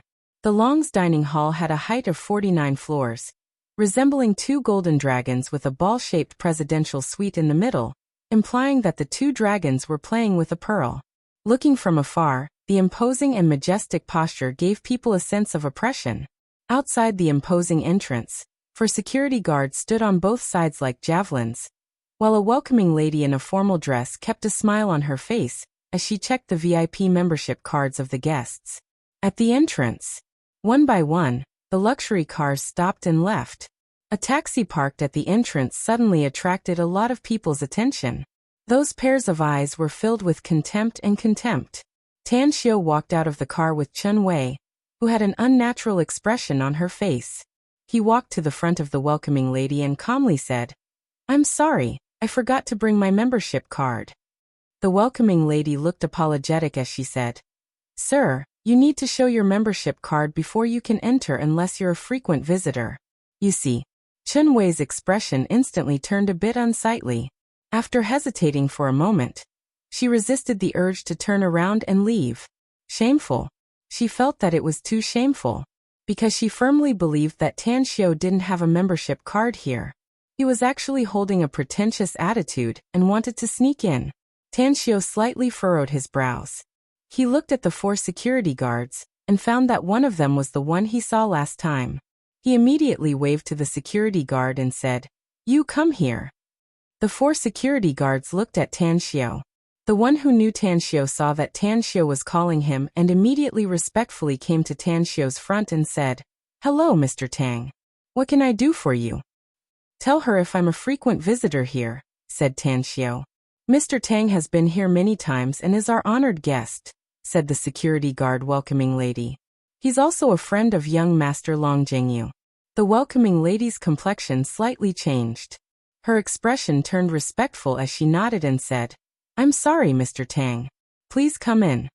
Tan Xiao nodded. He turned his head to look at Chen Wei, who had an astonished expression on her face, and walked towards the entrance. Even in her dreams, Chen Wei had never thought that things would take a 180-degree turn. The incredulous look in her eyes hadn't faded, yet as she hurriedly followed behind Tan Xiao and walked through the door. My God, isn't this place way too luxurious? Compared to those 5-star hotels overseas, it was much more luxurious. Tan Xiao, are you really a member here? Chen Wei sized him up for a while, and asked with an exaggerated expression. Tan Xiao said, If I wasn't a member here, do you think we could have come in? Chen Wei curiously said, But that taxi driver said that only rich and powerful people can dine here. Why did you? Tan Xiao sneered. You think I'm not a big shot? Chen Wei snappily said, What kind of big shot are you? At most, he's just a high school graduate with good grades. Tan Xiao shook his head with a smile and sighed. Your IQ is really lacking. Forget it. Aside from having a powerful mouth, I don't have high expectations for your IQ. Let's go. Today talk less and ask less. Just eat and drink to your heart's content. Chen Wei angrily glared at Tan Xiao. She found that he no longer looked at her, and directly went inside. She had no choice but to endure her anger and followed behind Tan Xiao. Presidential suite. Tan Xiao didn't want it, because he thought that he didn't need to spend money to entertain Chen Wei. After all, the price of entering the presidential suite was sky-high. Even if he could afford it, he didn't want to waste it. Therefore, he casually asked for an ordinary box and followed the waiter inside. Extravagant. The total area of this box is definitely more than 100 square meters. There's also this big floor-to-ceiling window. Standing in front of the window, you can see half of Star City outside. Chen Wei was like Granny Lu entering the Grand View Garden. Tan Xiao shook his head. He glanced at the waiter, who was covering her mouth and chuckling, and said, Give us a few of your specialty dishes. 4 meat dishes and 2 vegetables, and also a soup. All right, please wait a moment. The waiter withdrew from the room, and soon another waiter came to serve tea. Chen Wei stood by the window and looked at the scenery of the city outside. She sighed and said, The life of the rich is really good. If this great aunt doesn't mix well in the future, I'll simply find a rich second-generation rich man to marry. I'll spend every day drinking and singing every night. Tan Xiao said with a smile. Then I guarantee that your man will beat you until you can't take care of yourself. You're the one who can't take care of yourself. That's right. Where's the bathroom? I'm going to touch up my makeup and then wait for the feast. Chen Wei retorted and asked. Tan Xiao said, Go out and ask the waiter. Let her take you there. All right. Chen Wei nodded and walked out of the box with brisk steps. 4 to 5 minutes later, Tan Xiao's mobile rang in his pocket. When he grabbed it and saw the caller ID, he immediately frowned because it was Chen Wei who called him. Did you forget to bring your sanitary pad when you went to the bathroom? I'm telling you, I'm a gentleman. I'll never go to the women's bathroom. Tan Xiao couldn't help but tease her. Tan Xiao, I seem to be in trouble. Quickly come and help me. Chen Wei's voice sounded a bit panicked. Tan Xiao's expression turned cold as he asked with a heavy tone. What happened? Where are you? Chen Wei said. I'm in the corridor outside the bathroom. I just accidentally hit the potted plant in the corridor. The potted plant happened to hit someone else. The other party wants me to pay for it. Tan Xiao said, Wait for me there. After hanging up the phone, Tan Xiao quickly walked out of the box. After asking the waiter outside for the location of the bathroom, he quickly walked to the left corridor. I'll pay for it. My clothes are worth 58,000 yuan, and my leather shoes are 26,000 yuan. Altogether, it's 84,000 yuan. Also, my leg is very painful, so I must pay for the medical expenses. I'll give you a smaller amount and round it up to 16,000 yuan. A total of 100,000 yuan. If you can't pay for it, it won't be as simple as slapping you.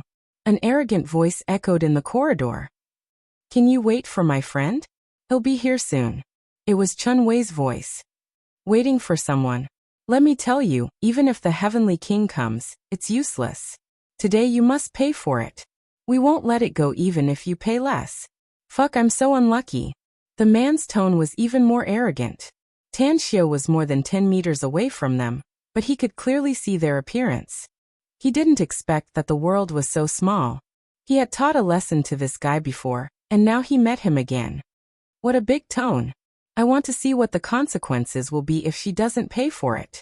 Tan Xiao walked over and said. Hu Wanjuan's face was filled with anger. When he turned around and saw Tan Xiao's appearance, his pupils suddenly shrunk, and a frightened look was revealed in his eyes. He had heard about the matter between Zhang Deqin and Zhang Yongjin. He even wanted to get involved in it at that time. However, the Zhang family had fallen, and the fate of Zhang Deqin and Zhang Yongjin was unknown. He had suspected that this matter was related to Tan Xiao. How come it's you? Tan Xiao sneered and said. Why can't it be me? She's my friend, and I heard that someone is looking for trouble with her. Hu Wanjun relied on his family background. Even though he knew that Tan Xiao was very strong, but in order to not lose his face he still said, I said it. What about it? It's not my fault, it's her fault. She knocked the vase and hurt me. It's only right and proper for me to ask her for compensation. How much is it? I'll pay for it, Tan Xiao said indifferently. Hu Wanjun glared at Chun Wei and proudly said, 100,000 yuan. Tan Xiao took out a bank card from his body and handed it over to Hu Wanjun saying, There's 1 million yuan in this card. I'll pay you 10 times the amount. Are you satisfied? Hu Wanjun stared blankly for a moment. He thought that Tan Xiao was afraid of him. A smile immediately appeared on his face as he nodded and said, Forget it. Just let it be. You're satisfied, but I'm not, Tan Xiao said indifferently. If I'm not mistaken, the slap mark on my friend's face is from you, right? My friend's body is as precious as gold. I won't let off anyone who dares to touch her hair, let alone being slapped. So you also have to pay for the medical expenses, right? The smile on Hu Wanjuan's face froze. He looked at Tan Xiao with an inconceivable expression, and then looked at the bank card in his hand.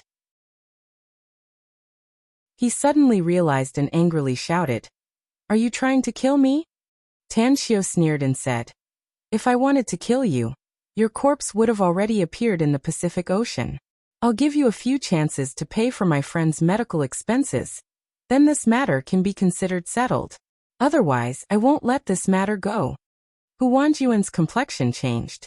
He looked at the box's door in the distance. He took a deep breath and asked, How much do you want? 11 million yuan, Tan Xiao said indifferently. Hiss. Hu Wanjun was not the only one who gasped. Chun Wei's face was also filled with disbelief. Tan Xiao said, I'll give you an hour. If you don't send the money to my box within an hour, I think your Hu family will be like the Zhang family, forever disappearing from Star City and even this world. Remember, this is a threat. After saying that, he reached out and pulled Chun Wei's wrist as they walked toward the box. Chun Wei was pulled by Tan Xiao with a blank expression. If it was before, she would have thrown off Tan Xiao's hand. But now, her heart was filled with warmth. However, the warmth was mixed with a strong sense of crisis. They returned to the box. Chun Wei's complexion was faintly pale as she asked, Tan Xiao, do you think that person will compensate you? You just gave him 1 million yuan. 1 million yuan. Tan Xiao said calmly, he won't dare to not give it. Of course, I hope he won't. Chun Wei gulped down her saliva and no longer spoke. In the corridor, Hu Wanjun was holding the bank card with 1 million yuan in it. He suddenly felt that it was a hot potato. Originally, he could completely ignore Tan Xiao's threat. However, what made his heart tremble and even panic was that Tan Xiao mentioned the Zhang family. What did he mean by that? Could it be that the Zhang family's downfall was because of him? As the TV station's deputy director, Jing Yi has been in a meeting for the whole day. After returning home, she rushed the draft and only completed 3 chapters. I'm really sorry. Tomorrow I'll make up for the 4 chapters. Please forgive me, brothers and sisters.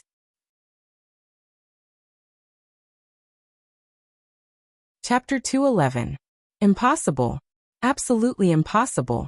The Zhang family has been operating in Star City for decades and has long been deeply rooted. How could a young brat who hasn't even grown up be able to shake them? Hu Wanjun returned to the box he had just seen in a daze.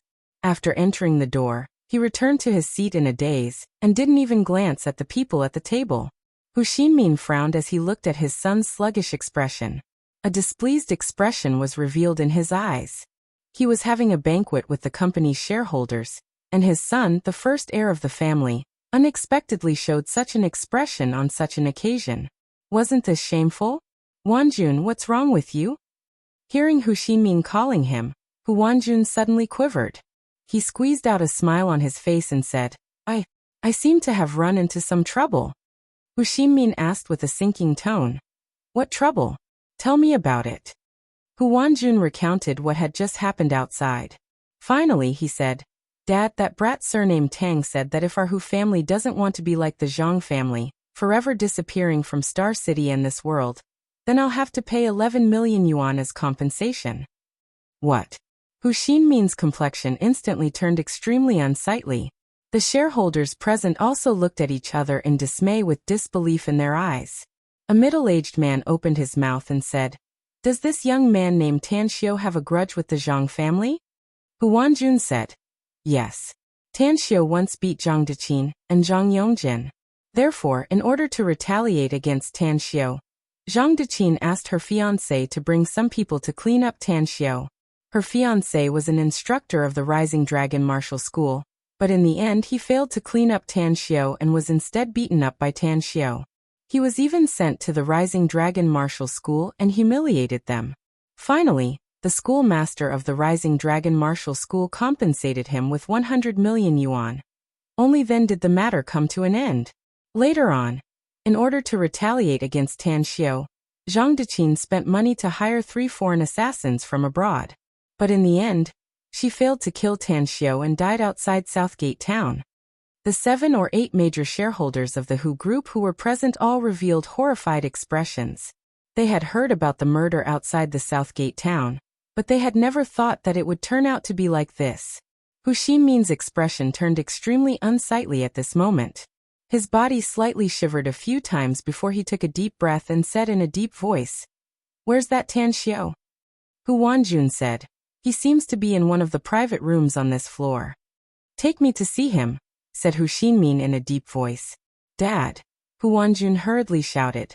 Hu Xinmin shouted in a deep voice, Go. Hu Wanjun quickly lowered his head and walked out of the private room. In the corridor, Hu Xinmin strode forward and blocked Hu Wanjun's path. He fiercely slapped Hu Wanjun's face and sternly shouted, Tell me, what kind of grudge do you have with that surnamed Tang brat? Hu Wanjun covered his face and bitterly said, We had several conflicts in the past, but those things have passed. We didn't participate in the conflict between him and the Zhang family's siblings. Hu Xinmin took a deep breath. He then took out a checkbook from his bosom and wrote a check of 21 million yuan. Only then did Hu Wanjun inquire about the number of Tan Xiu's private room and rushed there. Although it was painful for him to take out 21 million yuan, he had no choice but to do so. He had seen the Zhang family's fate with his own eyes. Tan Xiu and the Long family were involved, and the Long family was the one who dealt with the Zhang family this time. Tan Xiu's shadow must also be behind this. He didn't want his Hu family to fall into the same fate as the Zhang family. Inwardly, in fact, what he hated the most was not the people who dealt with the Zhang family, but the Zhang family and Zhang Fengxian. One must know that his Hu family had taken out 2 billion yuan and handed it to Zhang Fengxian, ready to participate in the big project. They had even signed the contract in private. As a result, the chicken and eggs were smashed, and they lost 2 billion yuan. However, now that the Zhang family's members were all missing, he could only swallow this loss without saying a word. Therefore, he didn't dare to make the slightest mistake, even if the other party was just Tan Xiu, who was involved with the Long family. Inside the spacious private room, Chen Wei was absent-mindedly tasting the fragrant dishes. She didn't even taste what it tasted like. Her eyes couldn't help but look at the private room's door. Finally, she put down the chopsticks in her hand, stared at Tan Xiao and asked, "Do you think they will come?" "They will come," Tan Xiao calmly said. "How can you be so sure?" asked Chen Wei. "Because they are afraid of me," Tan Xiao lightly said. Amused by Tan Xiao's answer, Chen Wei's restless mood gradually disappeared. She shook her head and said, "I really can't see through you anymore. Han Qinggu only told me that you're just an ordinary student. Apart from having good grades, you have no other special features. But now I don't think so. What you did yesterday, as well as what you did today, makes me feel that you're mysterious." Tan Xiao couldn't help laughing and said, "You're not Detective Conan. Don't be so paranoid. Just eat honestly. I believe we'll get the results soon whether they will come or not." Chen Wei nodded and grabbed the chopsticks again. Just as she was about to continue eating, the private room's door was knocked. The waiter outside the door came and said, "Hello, Mr. Tang. The Hu Group's boss Hu Xinmin has come with his son. He said he wants to see you. Do you want to see them?" "Let them come in," Tan Xiao said. "All right." The waiter turned around and left the private room. Quickly, Hu Xinmin entered the private room with Hu Wanjun. His eyes only glanced at Chen Wei, and then fell on Tan Xiao. He walked a few steps and came before Tan Xiao. With a smile on his face he said, "I've long heard of Mr. Tang's great name. Today I finally see you. You're really young and promising. I'm Hu Xinmin, the patriarch of the Hu family." Looking at his outstretched hand, Tan Xiao simply ignored it and lightly said, "I know your purpose in coming here. Compensate me and leave." Hu Xinmin's face turned stiff, and he finally retracted his hand in embarrassment. He took out a check and put it on the table in front of Tan Xiao. He forced a smile and said, "Mr. Tang, my son is insensible and presumptuously offended you and your friend. I hope you can forgive him. Here's 21 million yuan, and your bank card. There's a total of 22 million yuan. Consider it our Hu family's apology to you. I hope you don't think it's too little." Tan Xiao calmly nodded and said, "I know. Your Hu family signed an agreement with the Zhangs and suffered a lot of losses. But I advise you to befriend someone with good intentions. Just like disciplining your son, don't let him run amok by relying on his family background. Sometimes, a trivial matter can implicate the whole family, just like the Zhang siblings. All right, that's all I have to say. You can leave now." Hu Xinmin's pupils shrunk. Tan Xiao's words made a monstrous wave rise in his heart. Before, he was not sure whether Tan Xiao was the mastermind behind the conspiracy against the Zhangs. But he even knew the secret agreement signed by the Hu family and the Zhangs. It was very likely that the Zhangs had fallen into his hands, and would also be destroyed by him. Yes, I understand," Hu Xinmin said with an obsequious smile. Subsequently, he fiercely glared at the pale Hu Wanjun and turned to leave the box. At this moment, Chen Wei was dumbfounded. She never dreamed that what Tan Xiao said turned out to be true. Not only did the other party really come to compensate them, but the price was also twice as high as Tan Xiao's. When only Tan Xiao and Chen Wei were left in the box, Chen Wei quickly grabbed the check and carefully examined it. Then, she said with an inconceivable expression, "The Hu family really came to compensate us? And the Hu family's patriarch? Also, didn't you ask them to compensate 11 million? How could they compensate you 22 million? That Hu Xinmin is sensible," Tan Xiao said with a faint smile. "I'll forget about this matter. Give me your bank card and I'll transfer 2 million to you for the medical expenses. The rest is mine." Chen Wei stared blankly for a moment. Then she immediately shook her head and said, No. I don't want it. They didn't really want to compensate me. It's all because of you." "I take back my previous words," Tan Xiao said with a smile. "What words?" Chen Wei was confused. "My IQ is a sore point," Tan Xiao said. Chen Wei stared blankly for a moment. Then she couldn't help but laugh and scolded. "Are you courting death? You even dare to cut at me. But what's your identity? You can even make the patriarch of a big family come to apologize in person? He even put on a look as if he's afraid that you won't give up. Also, is that Zhang family you mentioned very powerful?" "I'm just me, an ordinary high school graduate," Tan Xiao said with a faint smile. As for why I came to apologize, it's because I did something wrong and I know how to repent. You're very honest. I hope you won't ask about the Zhang family again. I hope you can forget everything I said today. Chen Wei curled her lips and said with dissatisfaction. If you don't want to say it, then this young lady doesn't want to ask. Knock knock. The private room's door was knocked.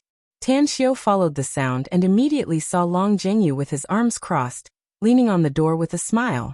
With a smile, Tan Xiu waved and asked, "How did you know that I'm having dinner here?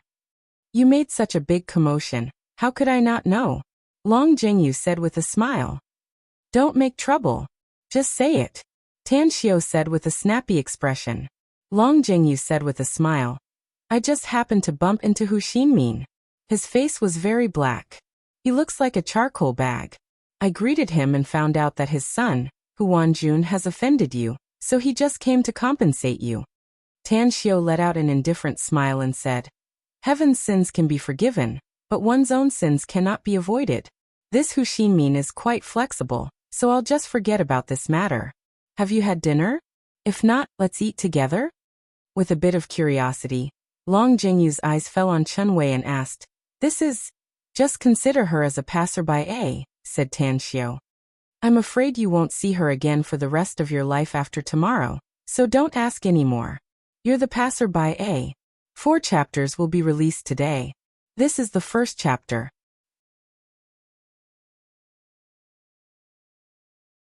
Chapter 212. Chen Wei muttered with dissatisfaction. She then stood up and extended her hand to Long Jingyu and said with a smile, "Hello, handsome. I'm Chen Wei. You can call me Wei Wei." "Hello, Wei Wei." Long Jingyu and Chen Wei shook hands, but he felt Chen Wei's little finger tickling his palm. Suddenly, his expression turned slightly blank. Tan Xiu was keenly aware of Long Jingyu's expression. He stared at Chen Wei with a funny and angry expression and said, "Hey, don't provoke him. His woman can circle around the entire Star City several times. Also, restrain yourself and don't fool around everywhere, lest you get infected with diseases later." Chen Wei said with dissatisfaction. "Tan Xiu, how can you tear down my words like this? No matter what. Aren't we friends who share weal and woe together?" "Share weal and woe together?" Tan Xiu was flabbergasted. "When did we share weal and woe together?" Chen Wei said with justice. "Last night at the bar. And also at the hotel." Tan Xiu rolled his eyes and snappily said, "How can that be considered as sharing weal and woe? You really have a lot of fallacious reasoning and heresy. Long Jingyu, why are you still staring blankly? If you haven't eaten yet, then come and eat with us. If you have, then go busy yourself." In fact, Long Jingyu had already eaten and didn't intend to stay for dinner.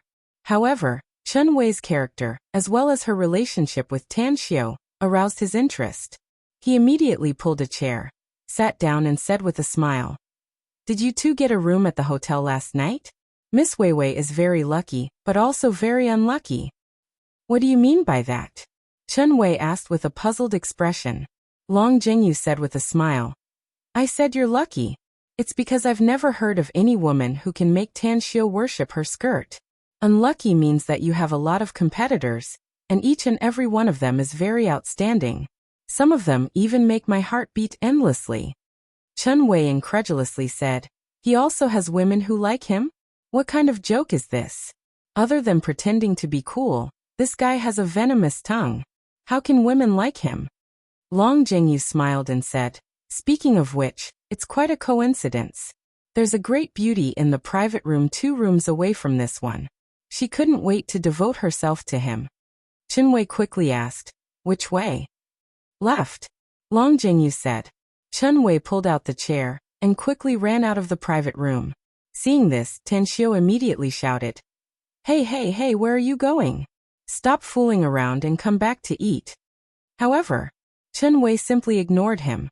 After leaving the room, she ran towards the left side of the corridor. Tan Xiu turned around, glared at Long Jingyu and said, "What nonsense are you talking about? That girl was a weirdo. I was asked to take care of her for 2 days. Ah, right, she just came back from abroad and arrived in Star City last night." Originally, she wanted to seek shelter with her friend, but her friend had something to do, so she left me to take care of her. Long Jingyu asked curiously, which friend of yours? Why are you so concerned about it? With a helpless expression, Tanxiu said, forget it. I'll tell you the truth. She's a friend of my third year's class teacher. So that's how it is. Long Jingyu said with a smile. You're innately indifferent. Wanting to be your friend is as difficult as ascending to the blue sky. I was wondering who would have the ability to be your friend. Ah, that's right. I heard that your class teacher is a great beauty. Tanxiu said. What else do you have in your eyes other than beautiful women? Long Jingyu deliberately pretended to be affectionate and said in a soft voice, You're still in my eyes. Go to hell. Tanxiu shuddered and snappily scolded with a smile. In another private room, Kong Xia was accompanying several city leaders to have a meal. Jack used his witty and humorous Mandarin to amuse the city leaders, making them laugh heartily. The wine in their glasses also quickly went down. I'm sorry you can't go in. The waiter's voice sounded. While speaking, Chunwei had squeezed into the private room. When she looked at the people at the table, her eyes finally fell on Kong Xia's face. She suddenly looked stunned. Beautiful. Really beautiful. She had seen countless beautiful women, but never one more beautiful than this one. Even her good sister, Han Qinggu, was inferior to her. But why does this super beauty look familiar? Chunwei shook her head. She didn't believe that Kong Xia knew Tanxiu. After all, Tanxiu was like a toad looking up at a white swan in front of Kong Xia. However, in order to confirm whether Long Jingyu's words were true or not, she still asked, Beauty, do you know Tanxiu? Kong Xia was disgusted by the sudden intrusion of this strange woman. She was about to ask Chunwei about something when she suddenly heard the other party's question. She immediately stood up and waved to the waiter asking, I know him and you are? Chunwei was surprised. Are you sure you know him? The Tanxiu I'm talking about is quite young, only about 20 years old. He's also a student who just took the college entrance test. Kong Xia affirmed. The one you're talking about should be the same person as the one I know. Chunwei incredulously said. Could it be that what Long Jingyu said is true? You like Tanxiu? You're his suitor? Kong Xia looked at Chunwei with a strange expression. After a few seconds of silence, she probingly asked, Did Long Jingyu also say that Tanxiu heard about it? Chunwei said, That fellow Tanxiu. He's a dead duck with a stubborn mouth. How could he admit it? Kong Xia secretly heaved a sigh of relief. A smile appeared on her face as she turned to the several leaders at the table and said with a smile, Ladies and gentlemen, I have some private matters to deal with. You drink first. Jack, accompany these leaders well. If you can't let them drink to their heart's content, I won't forgive you. Okay, Jack said with a smile. Kong Xia faintly smiled and left the box with Chunwei. She then asked in the corridor outside, Is Tanxiu also in the Long's dining hall? Chunwei nodded. Yes. He's the one who brought me here. Kong Xia said with a smile, Let me introduce myself. I'm Kong Xia, the general manager of the magnificent Tang Corporation. Can I trouble you to take me to see him? Chunwei curiously said, Why do I feel that your name is somewhat familiar? I seem to have heard it somewhere.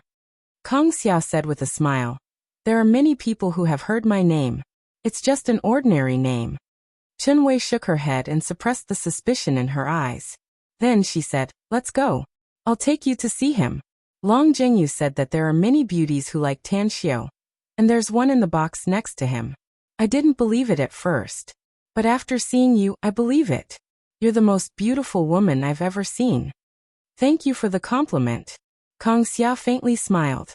As they arrived at the box where Tanxiu was, Kong Xia looked at Tanxiu, who was chatting with Long Jingyu. She then said with a smile, Boss, I didn't disturb your meal, did I? Tanxiu said with a smile, I just heard from Long Jingyu that you invited several city leaders to drink in the box next door. Did you drink too much? Kong Xia said with a smile, I still have work in the afternoon, so I drank very little. It's Jack who accompanied them. Tanxiu nodded and said, Give me a few years. I guarantee that I won't need you to accompany them when we do business in the future. Other people will also beg to give us convenience.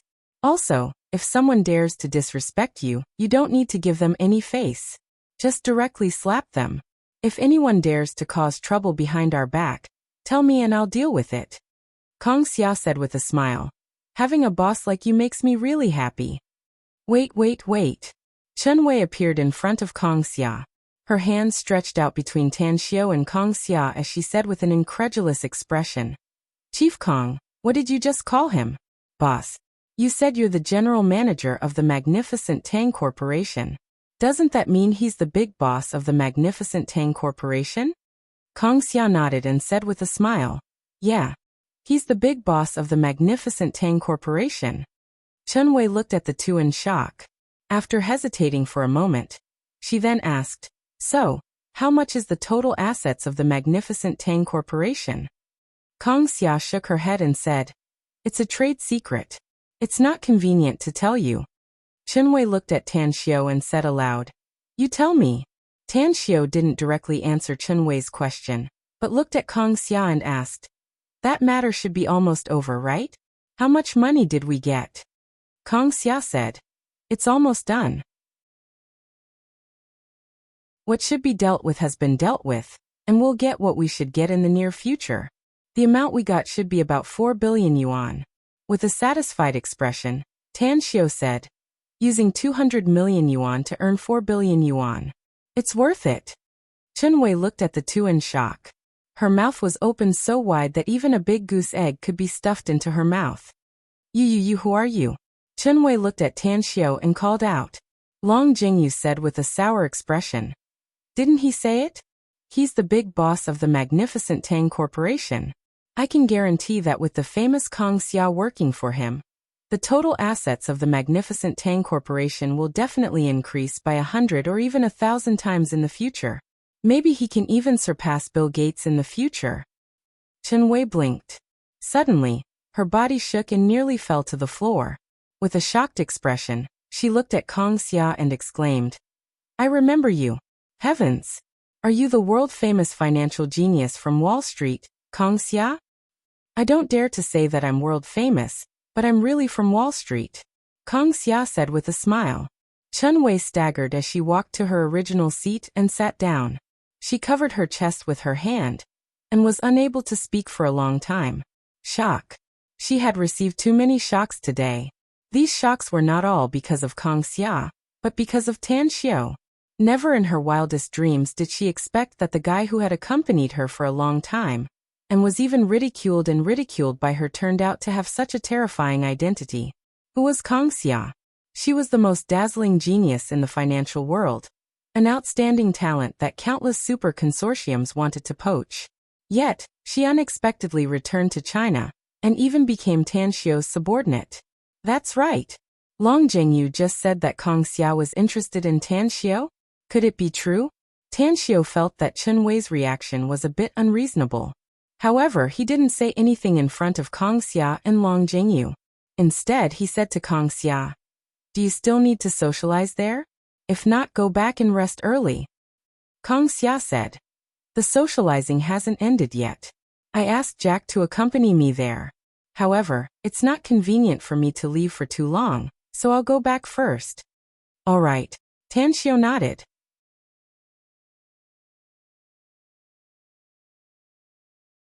Chapter 213. Lunch was over. Tan Xiao and Long Jingyu separated as he took Chen Wei to a nearby bank.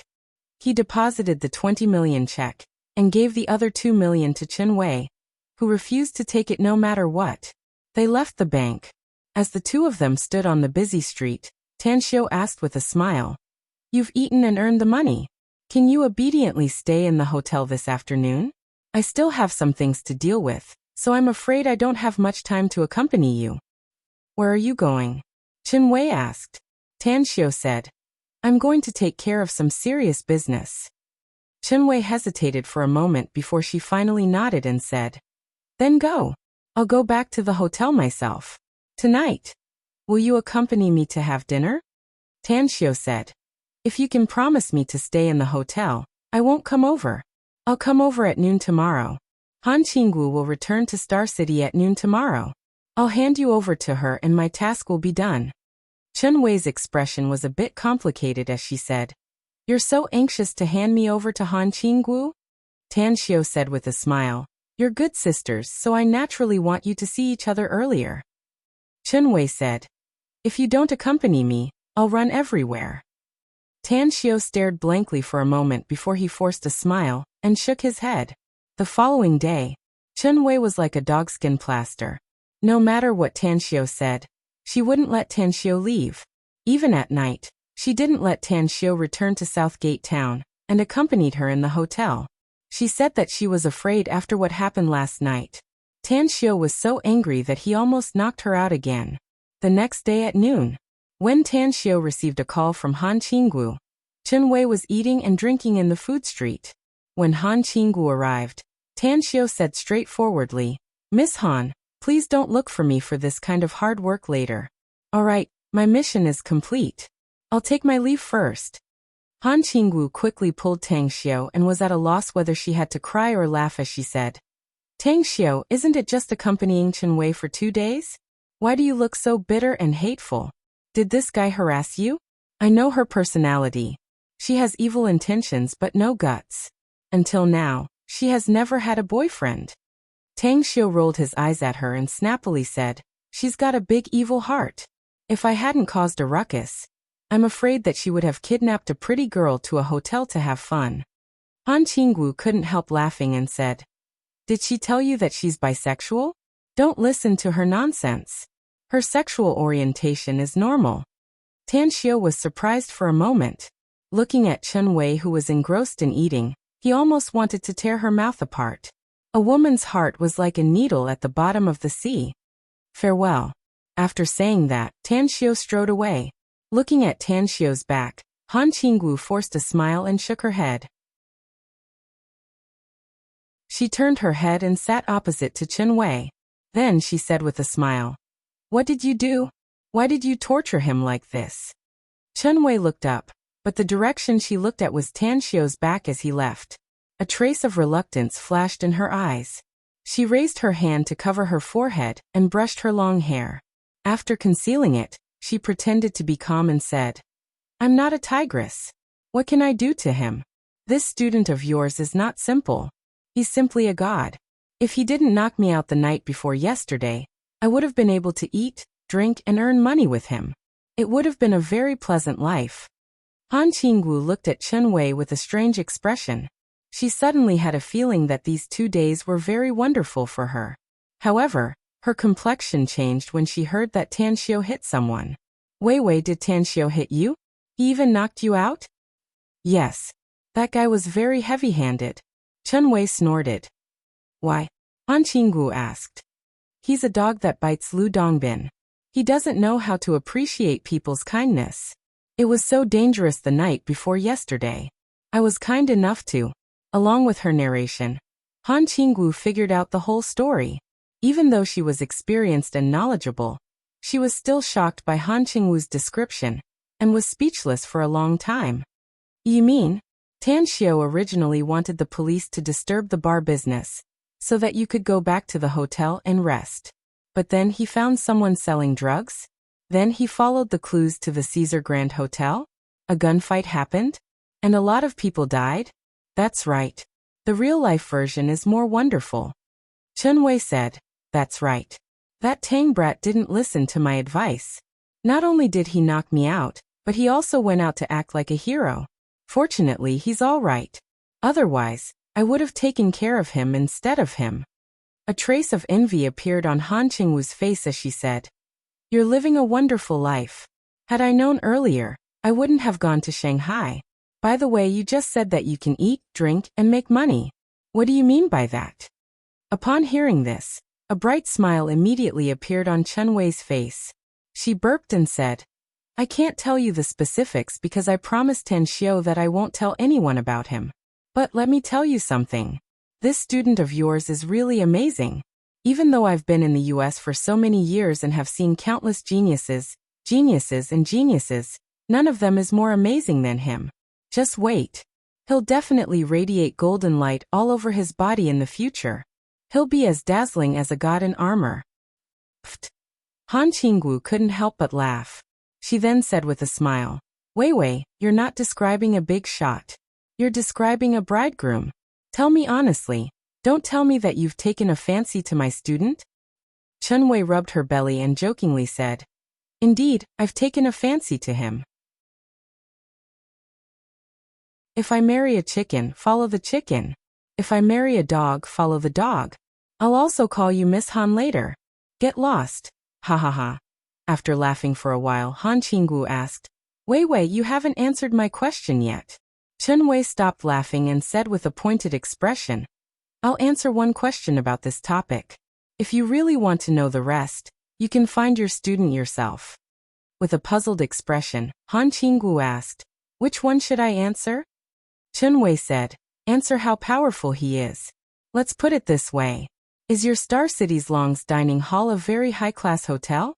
With all seriousness, Han Qinggu said, If it dares to say that it's second, then there will be no first. Chen Wei said, Tan Xiu is a member of the Long's dining hall, a VIP character. As for the rest, you can imagine it yourself. Tan Xiu? A member of the Long's dining hall? Han Qinggu said with an inconceivable expression. Are you kidding me? Tan Xiu is just a student, and his family condition is not particularly good. How could he get the membership of the Long's dining hall? Wei Wei, you must be joking with me. Chen Wei raised 2 fingers and guaranteed. If I'm lying, I have no other choice but to marry you in this life. Nonsense. Han Qinggu was amused and laughed.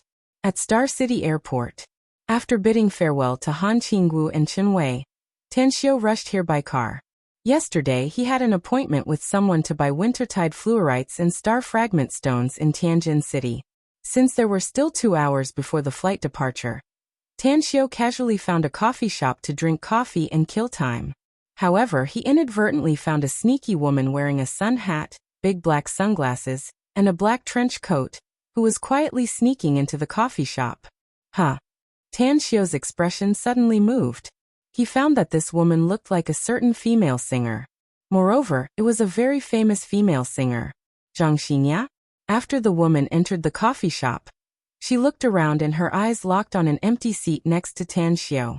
Because it was a corner of the coffee shop, it was relatively remote and very quiet.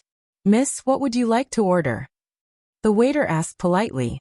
A silvery bell-like voice came from the woman's mouth. A cup of mocha, please. Thank you. Please wait a moment. The waiter replied and then turned around to leave. Tan Xiu looked at the woman and gently took off her big sunglasses. He immediately recognized her. She was indeed the popular female singer in Asia, Zhang Xinya, who was heading to the international stage. He was not a groupie. Although Zhang Xinya's face was extremely beautiful, he only looked at her for a while before he lowered his head and took out his mobile. Recently, he found that using a mobile phone to surf the internet was very convenient. Not only could he read all kinds of news, but he could also search for the knowledge he wanted to know. 10 minutes later, when Tan Xiu was playing with his mobile, the silvery bell-like voice sounded again. Sir, can I borrow your mobile? I want to make a call. Tan Xiu looked up and found that Zhang Xinya had come to the sofa opposite him with a cup of coffee in her hand. After a moment of silence, Tan Xiu lightly said, If you want my mobile number, I'm sorry, but it's not convenient to give it to a stranger. If you really want to answer the phone, 100 yuan per minute. I'm not interested in your mobile number, Zhang Xinya angrily said. I just want to borrow your mobile. Aren't you ripping me off? You're wrong, Tan Xiu said. My mobile is my personal item, and there are many things inside that need to be kept confidential. It's not convenient for others to see it. You need to pay a price if you want to borrow my mobile. Do you think 100 yuan is too much? You're talking nonsense, Zhang Xinya angrily said. The things you need to keep confidential are useless to me. Also, don't tell me you don't know me. Do you think I should know you? Tan Xiu asked back. You really don't know me? Zhang Xinya asked incredulously. Are you going to use your mobile or not? Tan Xiu snappily said. Zhang Xinya was speechless. Ever since she joined the entertainment company at the age of 18, she had gained a resounding reputation for 6 years. Her songs were very pleasant to listen to, and her extremely beautiful appearance attracted a large number of fans. She was very confident that 99% of the people in China, whether it was a few years old or an old man in his 70s or 80s, had seen her appearance, whether it was on TV, the internet, or even other media channels. Did this guy come from the mountains? Even if he came from the mountains, he should have some masculine reaction to a beautiful woman like me, right? Zhang Xinya was just observing Tan Xiao. What surprised her was that Tan Xiao's eyes were very clear, just like a newborn child without any impurities. He didn't have the lust that other men had when they saw her.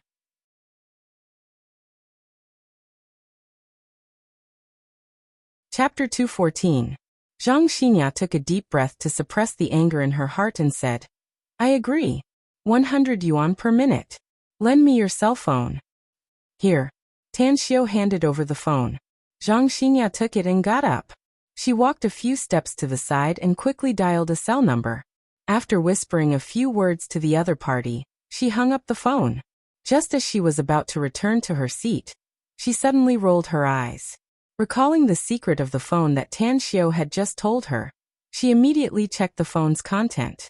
2 minutes later, just as she flipped through the call log, a few familiar names caught her eye. Ouyang Lulu, Chen Jizhong, Tu, Bai Tao. She remembered Ouyang Lulu's cell number very clearly. When she opened the phone number and saw the number, an incredulous look appeared on her face. The number was really? Zhang Xinya turned her head and carefully observed Tan Xiao. Then, she returned to the opposite side of Tan Xiao. After sitting down, she shook the phone in her hand and asked, What's your name? Tan Xiao said lightly, You should introduce yourself politely before asking someone's name. Zhang Xinya's breath stagnated. She then forced a smile and said, You're really a freak. Forget it. Let me introduce myself. I'm Zhang Xinya, a singer. What about you? I'm Tan Xiao, a student. Zhang Xinya said. You don't look old, so you should be a student. But how do you know Ouyang Lulu? She's from Jingmen Island. Are you also from there? No, we're just friends, said Tan Xiao. Zhang Xinya curiously asked. You and Ouyang Lulu are friends? How come I've never heard of you? Zhang Xinya asked curiously. Maybe I'm not that important in her heart, so she's not interested in talking about me. Well, the question time is over. Shouldn't you return my phone to me? Also, you just used 4 minutes, so 400 yuan. Thank you. Zhang Xinya returned the phone to Tan Xiao. After hesitating for a moment, she whispered, Let's discuss something, shall we? I'm Ouyang Lulu's friend, and you're also Ouyang Lulu's friend. Forget about the money. Since we've gotten to know each other, it can be considered fate. Tan Xiao shook his head and said, That's a different matter. Pay up. Zhang Xinya said angrily, Why are you so obsessed with money? Tan Xiao said, Money is a good thing. It can be used to buy food, drink, and clothes. It can also be used to support parents, wives, and children. Stop. Zhang Xinya didn't know whether to laugh or cry. Who doesn't know that money is a good thing? But we are all Ouyang Lulu's friends. Moreover, I also know Bai Tao and Chu Yi. That's right, I also know the Endless Virtue Pharmaceuticals big boss, Chen Jizhong. There are so many layers of relationship between us. Let's just skip the money. What was that saying again? A friend of a friend is also a friend. Since we are friends, talking about money will hurt our relationship. Tan Xiao was so angry that he laughed. We have feelings for each other? Zhang Xinya was speechless. Tan Xiao said, Don't try to claim friendship with me. You still have to pay up. Hurry up. Zhang Xinya angrily glared at Tan Xiao and said with a forced smile, I don't have money. I lost my wallet and luggage. Otherwise, I wouldn't have come here to hide. Are you trying to renege on your debt?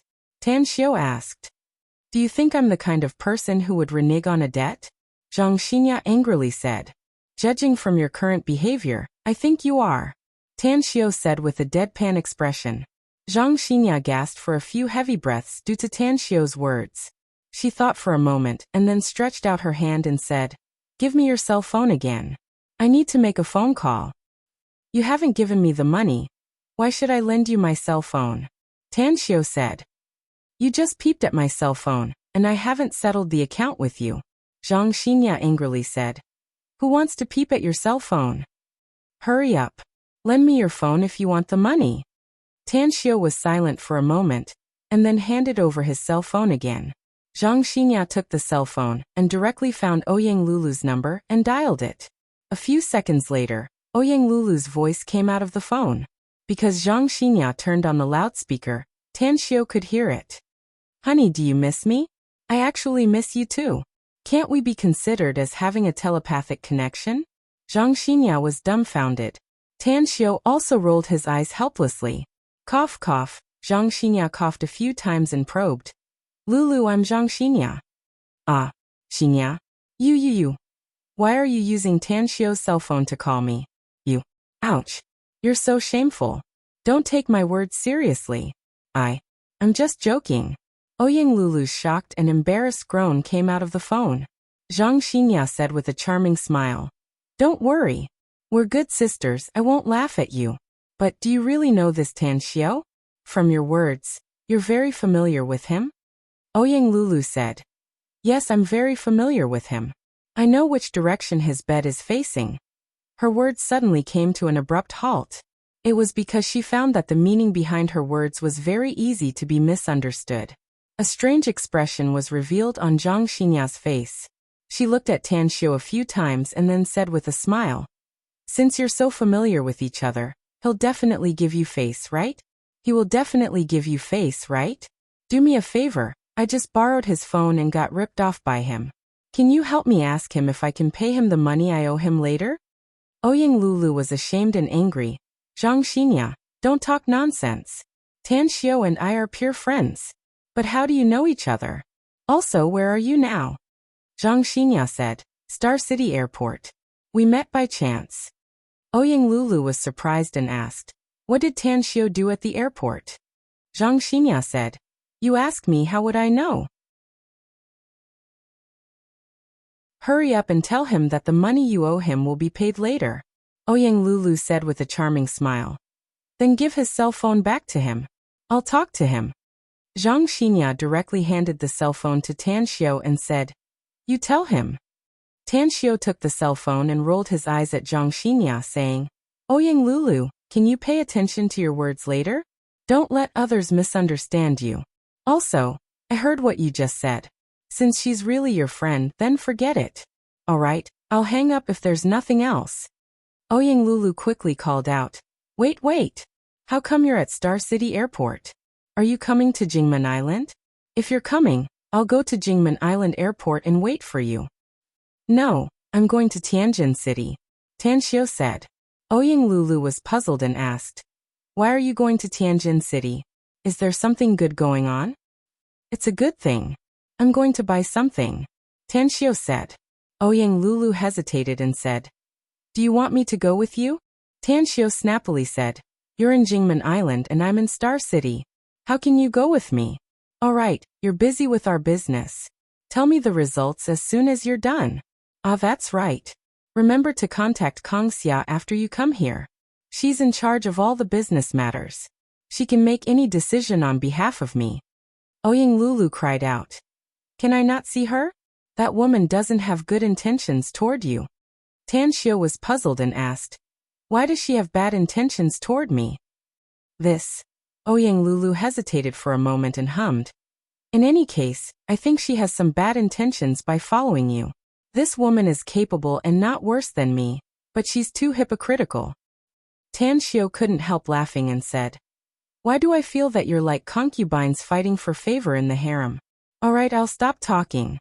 I'll board the plane soon. Zhang Xinya, who was sitting in front of Tan Xiao, listened to their conversation. She was keenly aware that her good sister absolutely liked Tan Xiao. She had known Ouyang Lulu for 7 or 8 years, but this was the first time she saw her like a little girl talking to a man. After seeing Tan Xiao hang up the phone, she suddenly had a bit of interest in Tan Xiao. She asked excitedly, I didn't expect that even my good sister, who is so proud that her tail is wagging, has a special liking for you. Tan Xiao, what are you going to do in Tianjin City? I also want to go there, but it's a pity that I've lost my identity documents. Otherwise, I could go with you. Tan Xiao said, don't. Your identity is too eye-catching. I'm used to being low-key and I don't like to be stared at wherever I go. Zhang Xinya was speechless.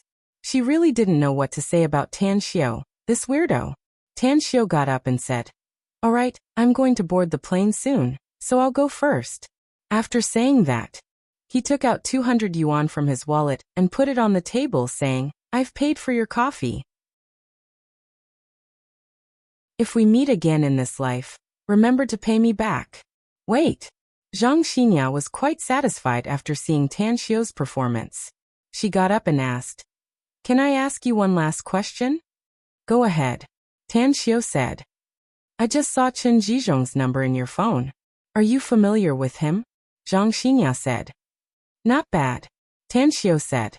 Zhang Xinya hesitated and said, "Since you're familiar with him, can you do me a favor? I'm looking for him for something urgent, but I haven't been able to see him. He seems to be very busy recently.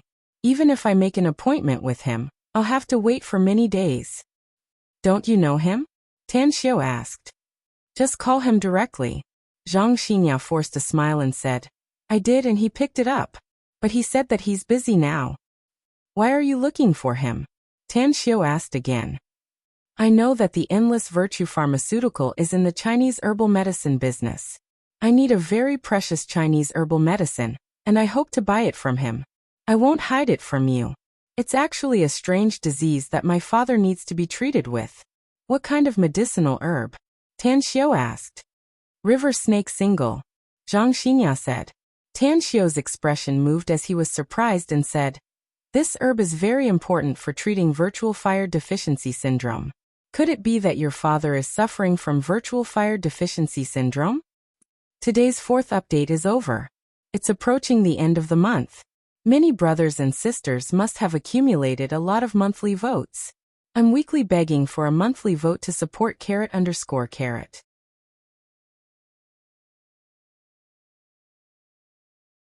Chapter 215.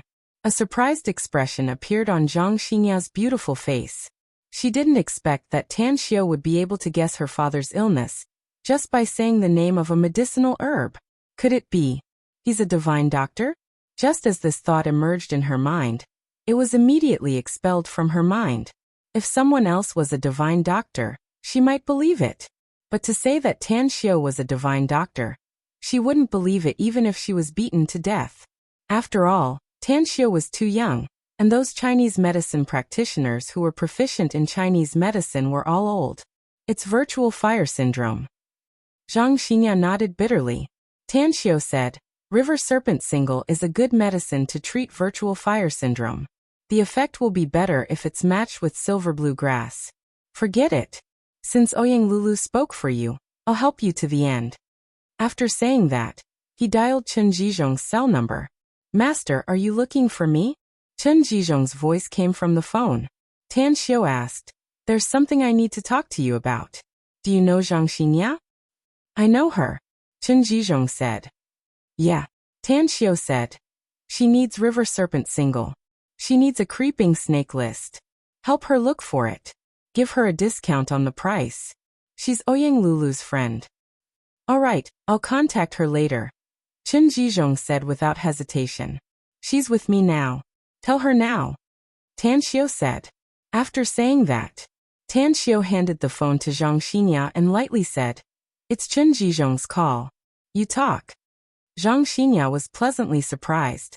She thanked him gratefully, took the phone and said, "Hello, I'm Zhang Xinya. Are you Uncle Chen?" Chen Zhizhong said, "It's me. My master has just told me about the situation. I'll go all out to find this medicinal herb called river serpent single. Once I find it, I'll immediately inform you." "Your master?" Zhang Xinya was dumbfounded. A confused look hung in her eyes as she subconsciously asked. Chen Zhizhong said with a smile, "So you don't know that the owner of this phone is my master? All right, this matter is settled. Help me convey my regards to master. I won't be talking to him anymore." "All right," Zhang Xinya replied, and then heard the busy tone from the phone. A shocked expression hung on her face as she looked at Tan Xiao as though she was looking at an alien. "Master? Tan Xiao is Chen Zhizhong's master? Oh my God.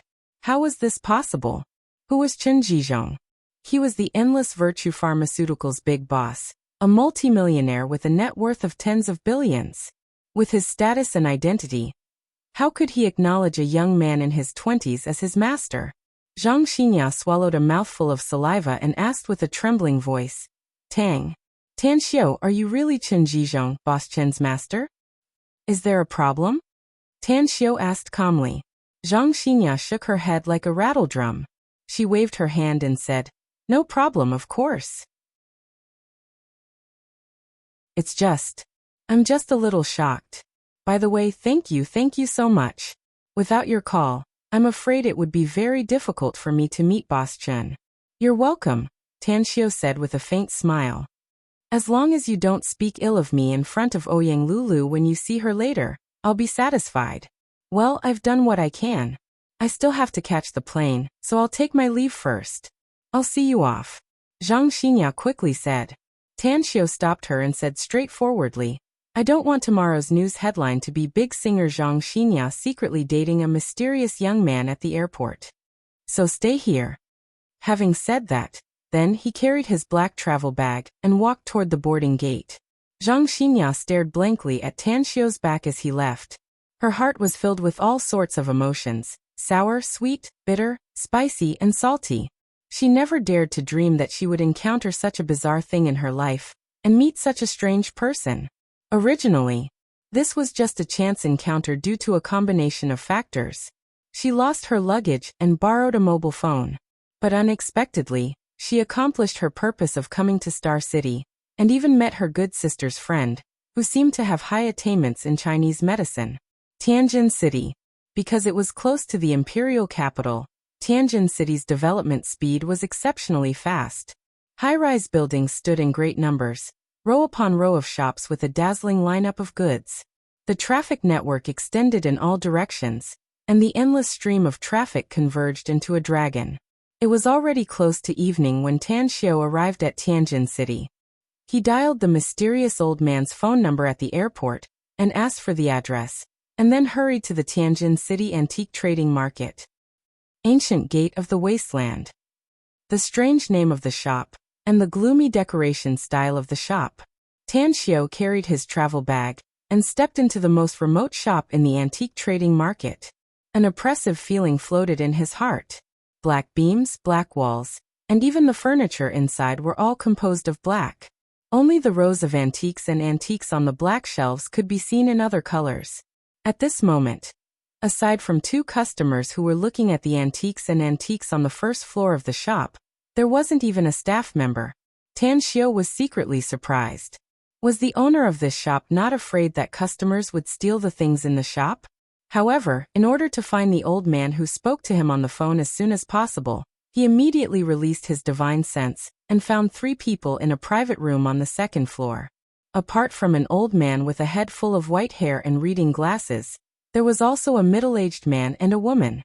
The 3 of them were staring at an exquisitely carved coffin on the table in front of them.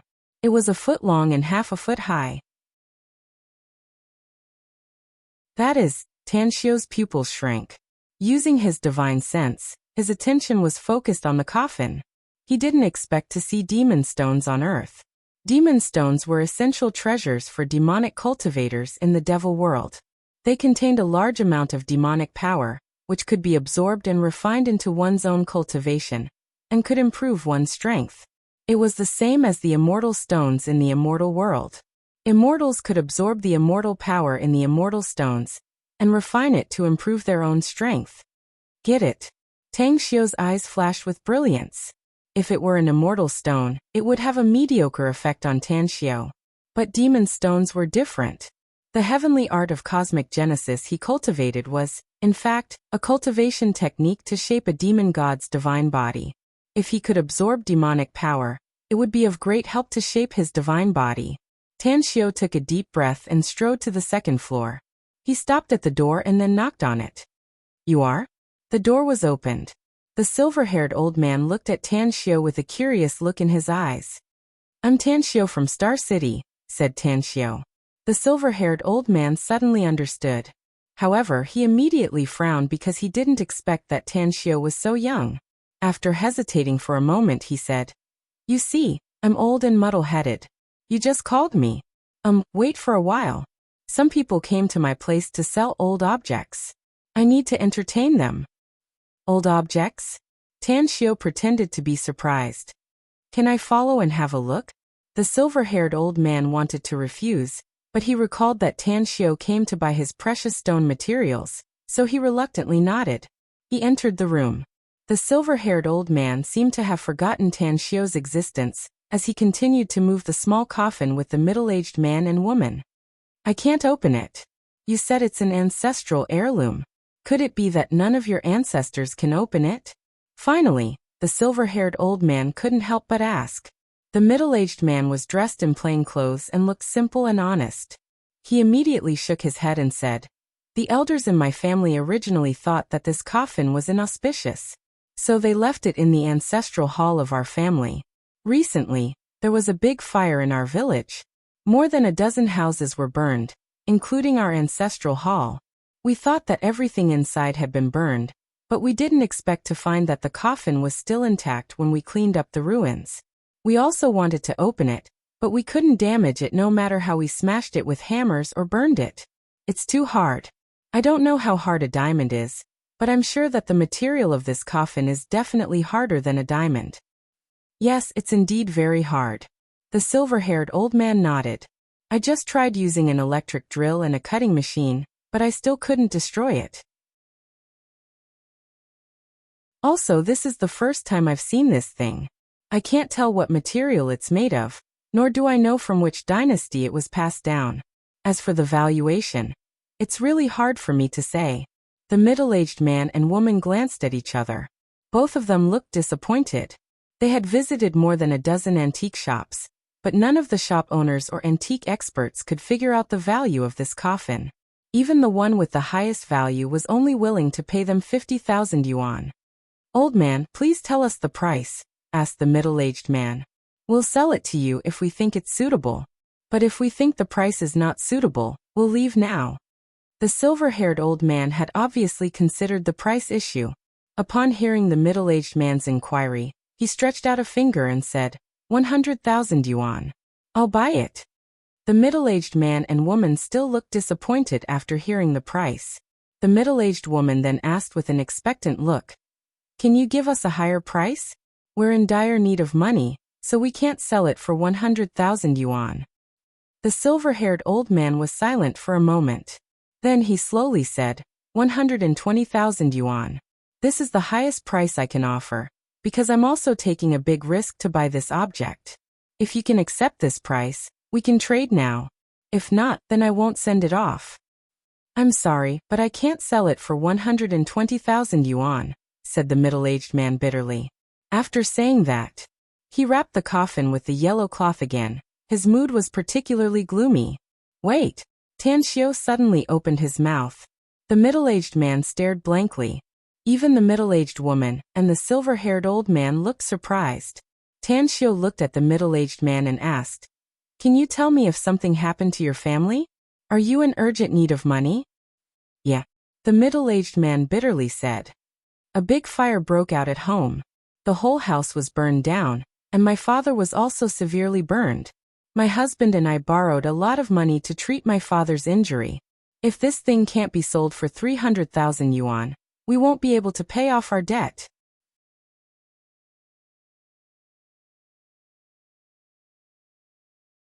Chapter 216. With a compassionate expression, Tan Xiu heavily nodded and said, Filial piety is the most important of all virtues. You did the right thing. I don't know what this thing is, but this old man can give 120,000 yuan, so it's a good thing. I'll give you 300,000 yuan to sell it to me. Really? The middle-aged man and woman's eyes lit up and looked excited. Tan Xiu took out his mobile and calmly said, Tell me your bank account number, and I'll transfer the money to you now. Remember, the most important thing for a person is to be filial. Even if you have to sell everything you have, I'll transfer the money to you now. Thank you, said the middle-aged man gratefully. After getting the middle-aged man's bank account number, Tan Xiu pondered for a moment, and then transferred 320,000 yuan to the account. Then he calmly said, Give me another 20,000 yuan. Consider it as the money to buy nutritional supplements for the old man. The middle-aged man and woman looked at each other in dismay. For a moment, they nearly knelt down in gratitude to Tan Xiao. It must be noted that they were really short of money at the moment. Not only did they have to pay off their debt, but they also had to rebuild their house and send their children to school. The debt they said they owed was actually only 200,000 yuan, and the extra 100,000 yuan was for them to build their house and send their children to school. 20,000 yuan. It was definitely not a small amount for them. A few minutes later, after the middle-aged man and woman left, only the silver-haired old man and Tan Xiao were left in the room. The old man squinted his eyes and carefully observed Tan Xiao for a while before he slowly said, "If my guess is correct, you spent 320,000 yuan to buy this object, but it's not all because of the other party's filial piety." People were in high spirits when encountering happy events. Tan Xiao smiled and said, "Indeed. Since you don't want to buy such a good thing, then I'll naturally buy it. But of course, even if you finally buy it, I'll still find a way to get it no matter how high the price is." The silver-haired old man's expression changed. He pushed the glasses on his eye socket and asked in a deep voice, "Do you know what this thing is?" Tan Xiao nodded. However, he didn't talk about this issue again. After all, the silver-haired old man couldn't understand the demon stones. After putting away the things, he asked, "May I know your surname?" The silver-haired old man said, "My surname is Hu. You can call me Professor Hu." Tan Xiao said, "Elder Hu, I believe you're also aware of the purpose of my coming from Star City. I want to buy those 2 ores from you. How much do you have?" A strange light flickered in the silver-haired old man's eyes as he said, "There are 2 wintertide fluorites and only 1 star fragment stone. They were about the size of an adult's fist. Since you recognize these 2 ores, I believe you also know their value." Tan Xiao said, "Can you show me something first?" "All right." The silver-haired old man brought Tan Xiao downstairs, through the corridor, and into the small courtyard at the back. What surprised Tan Xiao was that there were no plants in the yard. Other than the cold cement floor, there was only the house painted black. Standing in the courtyard, it gave people a gloomy and oppressive feeling. "Wait for me," the silver-haired old man said, and then entered the side room. It didn't take long for him to return to Tan Xiao with 2 small black suitcases. "The things you want are in the suitcase. Open it and have a look." Tan Xiao opened the suitcase. After seeing the wintertide fluorite and star fragment stone, he fiddled with them for 2 minutes before he slowly nodded and said, "These are indeed wintertide fluorite and star fragment stone. Professor Hu, please name your price." The silver-haired old man said, 2 wintertide fluorites, 5 million each. 10 million star fragment stone, 20 million in total. If you want them, pay the money. If not, then please leave. 20 million? Tan Xiao frowned. He only had a few million now and couldn't afford 20 million. However, in order to get the wintertide fluorite and star fragment stone, he dialed Kong Xia's cell number and asked her to transfer 20 million to him. A few minutes later, the silver-haired old man received 20 million in funds. "May I ask what you want these 2 ores for?" "Of course, if it's inconvenient, then forget it." "Forging tools." Tan Xiao nodded. He carried 2 small suitcases and a yellow cloth bag wrapped with the demon stone coffin, and turned to leave. The silver-haired old man quickly asked, "You know forging techniques? What do you want to forge?" Tan Xiao replied while walking, "I know a bit of forging techniques, but it's inconvenient to say what I want to forge. Our transaction is over, so I'll go back first." "That's right, if you can get these 2 ores in the future, remember to contact me. I'll buy as many as you have." The silver-haired old man was silent for a few seconds before he slowly said, "Although I only have these, I know someone else also has some wintertide fluorite and star fragment stone. It's just that I don't know if he will sell them or not." Tan Xiao halted his pace and asked in surprise, "There's more? Who's that?" The silver-haired old man said, "My best friend, Li Bai, a geologist from the archaeology department of Shanghai University. If you want to find him, I can help you. He's in Tianjin City now."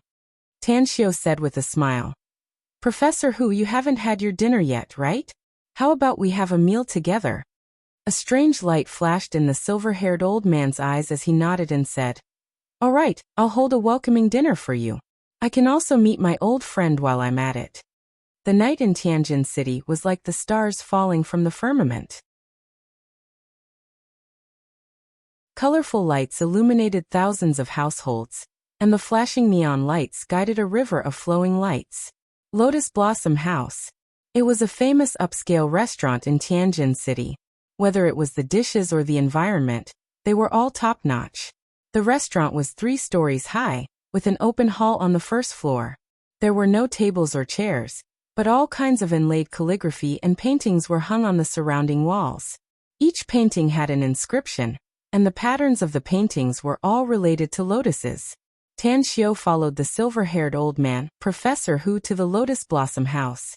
Only then did he know that there was an extremely demanding requirement for guests to dine here, which was to leave at least one painting in the hall on the first floor.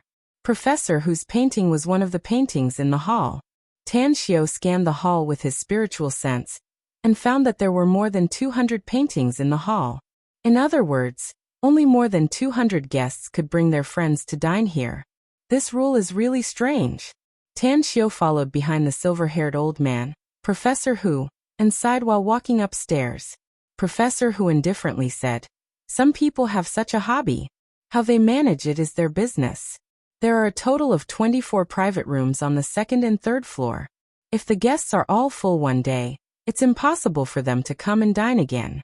Not to mention, this gimmick is quite effective. It's almost full every day. Hunger marketing.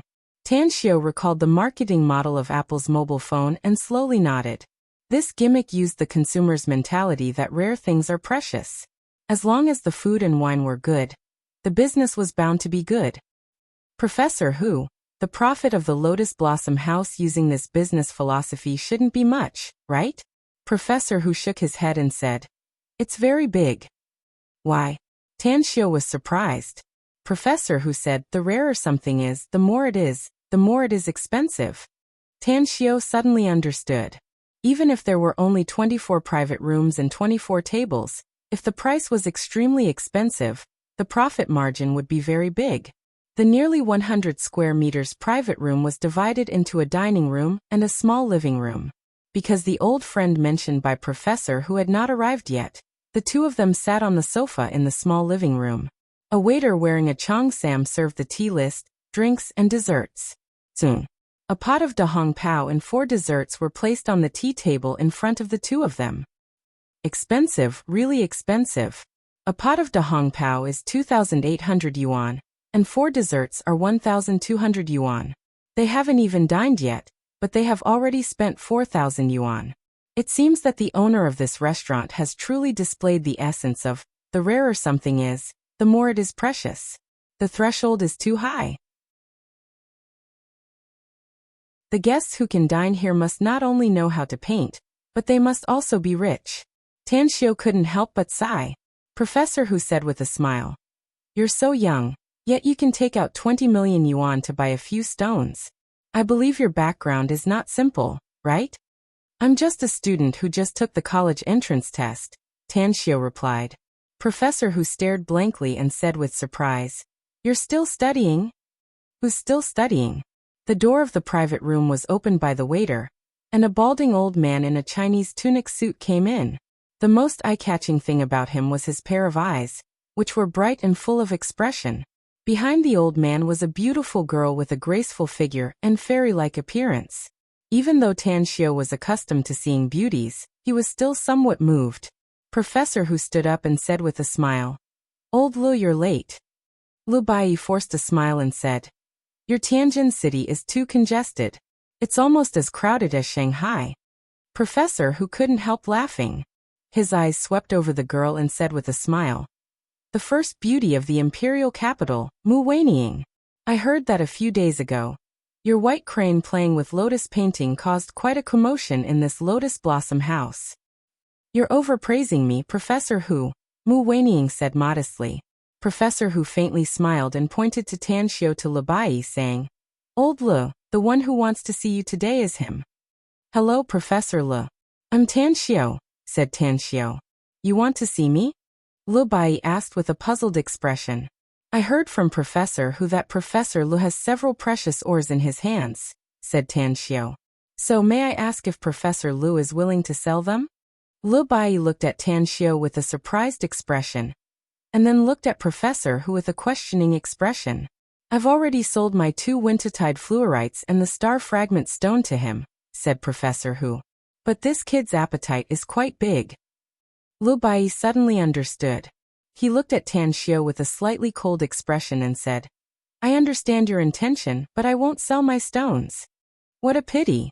Tan Xiao secretly sighed inside and silently nodded. As the saying goes, a gentleman doesn't snatch what others love. He had bought 2 wintertide fluorites and a star fragment stone from Professor Hu and was actually quite satisfied. Being able to buy more was naturally a good thing. If the other party didn't want to sell, he wouldn't force them.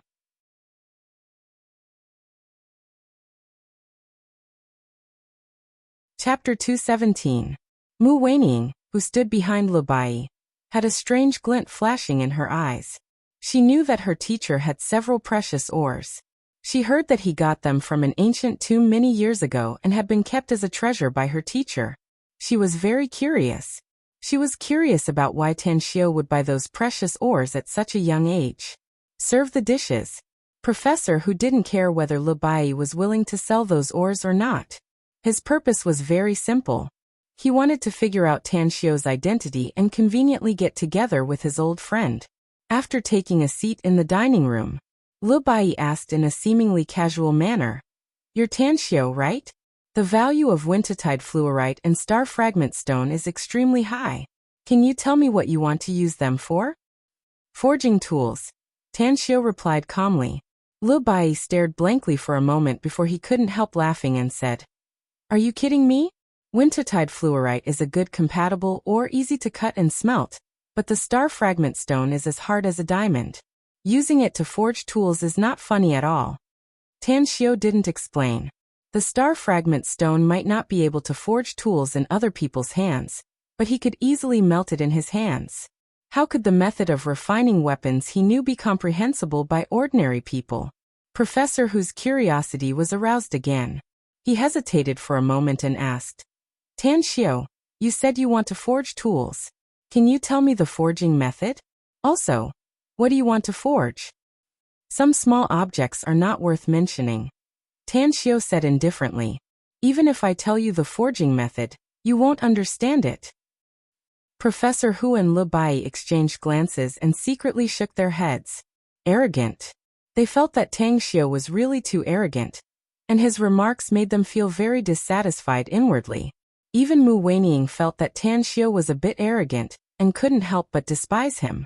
Professor Hu looked at Mu Weining and asked, I heard that you graduated from Imperial Capital University and are going to Shanghai University to study as a postgraduate? Mu Weining nodded and said, I studied law before, but I don't like it. I like traveling and also like archaeology, so I'm going to Shanghai University with my teacher to study archaeology. Archaeology? Tan Xiao raised his eyebrows as a look of surprise flashed across his eyes. He had just finished his college entrance examination, and he had filled in his application for archaeology. The main reason he applied for this exam was to find precious materials that could aid his cultivation. Professor Hu sighed. Archaeology is a great field of study, exploring the 5,000 years of civilization left in China, and unearthing the knowledge of civilization that has not been recorded in the historical records will have a great impact and benefit to our future generations. Lao Lu is a geology professor and the vice president of the Archaeology Association. You can learn a lot from him. Mu Weining gently nodded and said, Teacher is very knowledgeable. In just the past few days he has taught me many things and benefited me a lot. Bang bang.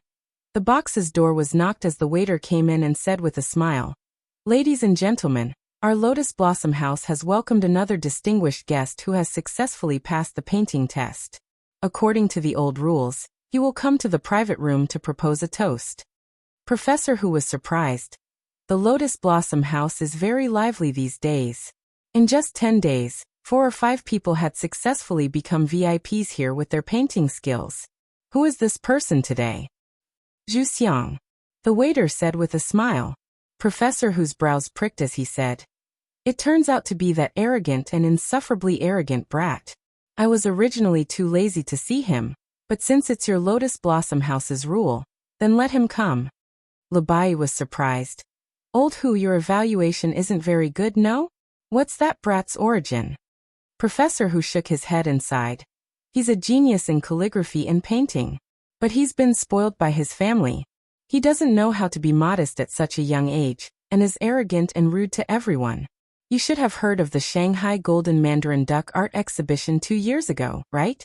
That brat amazed the world with a single brilliant feat in that art exhibition, and became known to countless people." Lu Bai suddenly said, "So it's him. He's indeed a proud little guy. However, I don't know much about calligraphy and painting, so I didn't pay much attention to him." Mu Weining said, "I've heard of him. His character is not good and has ruined many girls' innocence." Professor Hu was surprised. "What do you mean?" Mu Weining said, "At first, I was also very fond of his calligraphy and paintings. I even collected one of them. But I inadvertently heard from a friend that he has a bad reputation. He once ruined a girl's innocence in Shanghai and then abandoned her.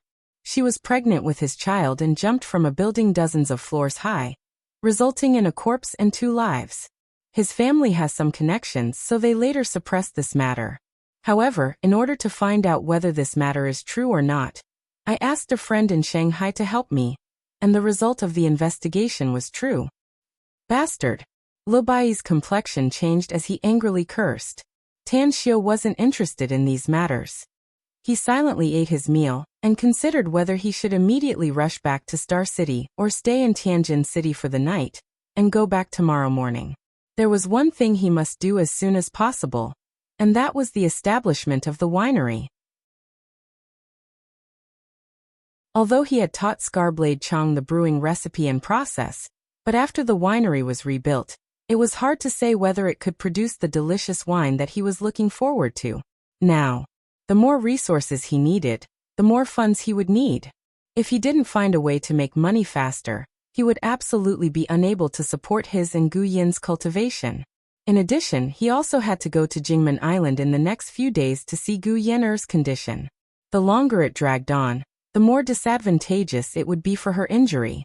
He had asked people from various parties to help him find the Chrono Crystal and the Devil Revival Grass. Although the possibility of these 2 things existing on Earth was very slim, he was still unwilling to give up this chance. "Excuse me for disturbing you. I'm Bai Yu, the general manager of Lotus Blossom House."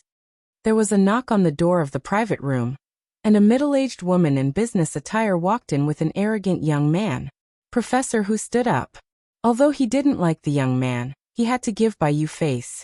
After all, the Bai family also had a transcendent status in Tianjin City. Although Bai Yu was the manager of Lotus Blossom House, the regular customers knew that she was actually the owner of Lotus Blossom House. "Congratulations, Manager Bai. Your honorable restaurant has added another distinguished guest," Bai Yu said with a smile. "Thank you, Professor Hu. You haven't come to our Lotus Blossom House for a while. Is it because our service here isn't good enough that you are dissatisfied?"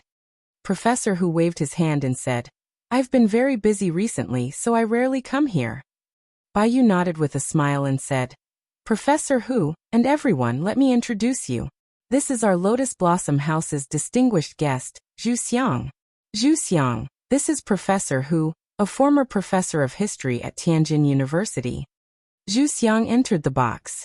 His eyes swept over the others and then fell on Mu Weining. Even his whole mind was attracted by Mu Weining. His expression was sluggish. Even though Bai Yu and Professor Hu were talking, he didn't hear anything clearly. As a young master of Tianjin City who studied at Shanghai University for 4 years, he had seen countless beauties, but none of them could be compared to Mu Weining. "Zhu Xiang." Bai Yu frowned and called out again. This time, Zhu Xiang finally came back to his senses. He looked at Bai Yu and immediately walked a few steps toward Mu Weining. Trying to show a refined and courteous appearance, he stretched out his hand and said with a smile, "Hello, I'm Zhu Xiang. May I ask your surname, Mess?" In an instant, Professor Hu's face turned black. Even Bai Yu looked embarrassed as she angrily glared at Zhu Xiang. Mu Weining didn't get up. She didn't even look at Zhu Xiang. She just sat there and quietly tasted the dishes. Tan Xiu also didn't get up. He wasn't interested in Zhu Xiang, nor was he interested in this lotus blossom house. His purpose of coming here was to buy the wintertide fluorite and the star fragment stone from Lu Bai. Unfortunately, he failed. Therefore, he had made up his mind.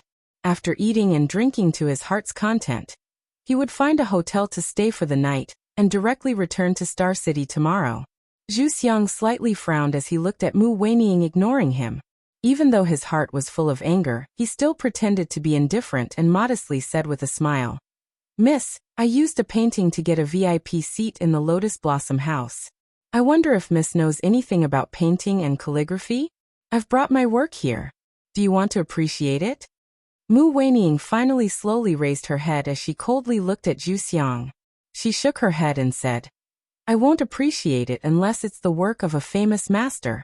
Also, I'll give you a piece of advice. Respecting the old and loving the young is the traditional virtue of the Chinese nation. The manager of this restaurant just introduced Professor, who, yet you ignored him. I really want to know if you have any upbringing or not.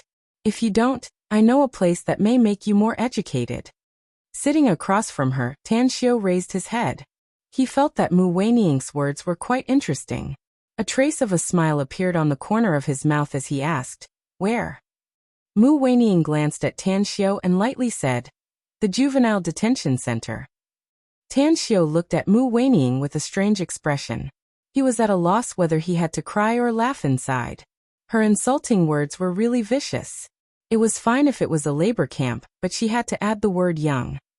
Didn't this mean that in her eyes, Zhu Xiang was still underage? Zhu Xiang's face was filled with anger, but he suppressed it in an instant. How could he not understand the meaning behind Mu Weining's words? However, Mu Weining was really too beautiful. Facing such a beauty, he could only suppress the hatred inside his heart, and decided to deal with her after getting her. Zhu Xiang secretly took a deep breath. He turned to look at Professor Hu and said, "I didn't expect to see you here, Professor Hu. Are you all right? My grandpa said that you're in poor health last time, so you must take care of yourself." Professor Hu's face turned darker. Zhu Xiang's words seemed to be deliberately talking about his health. After coldly snorting, he sat back in his seat without saying anything. Lu Bai looked at his old friend's expression and secretly sighed inside. He then turned to Bai Yu and said, "Manager Bai, right? Please help us send our guest off. Today's monthly votes are too few." Coupled with the gallstone attack, Jingye is mentally and physically exhausted, so I only have 3 chapters. I ask for your understanding, brothers and sisters. Also, it's already the end of the month. Please throw your monthly votes to Jingye, brothers and sisters. Jingye really needs the support of monthly votes. Thank you very much.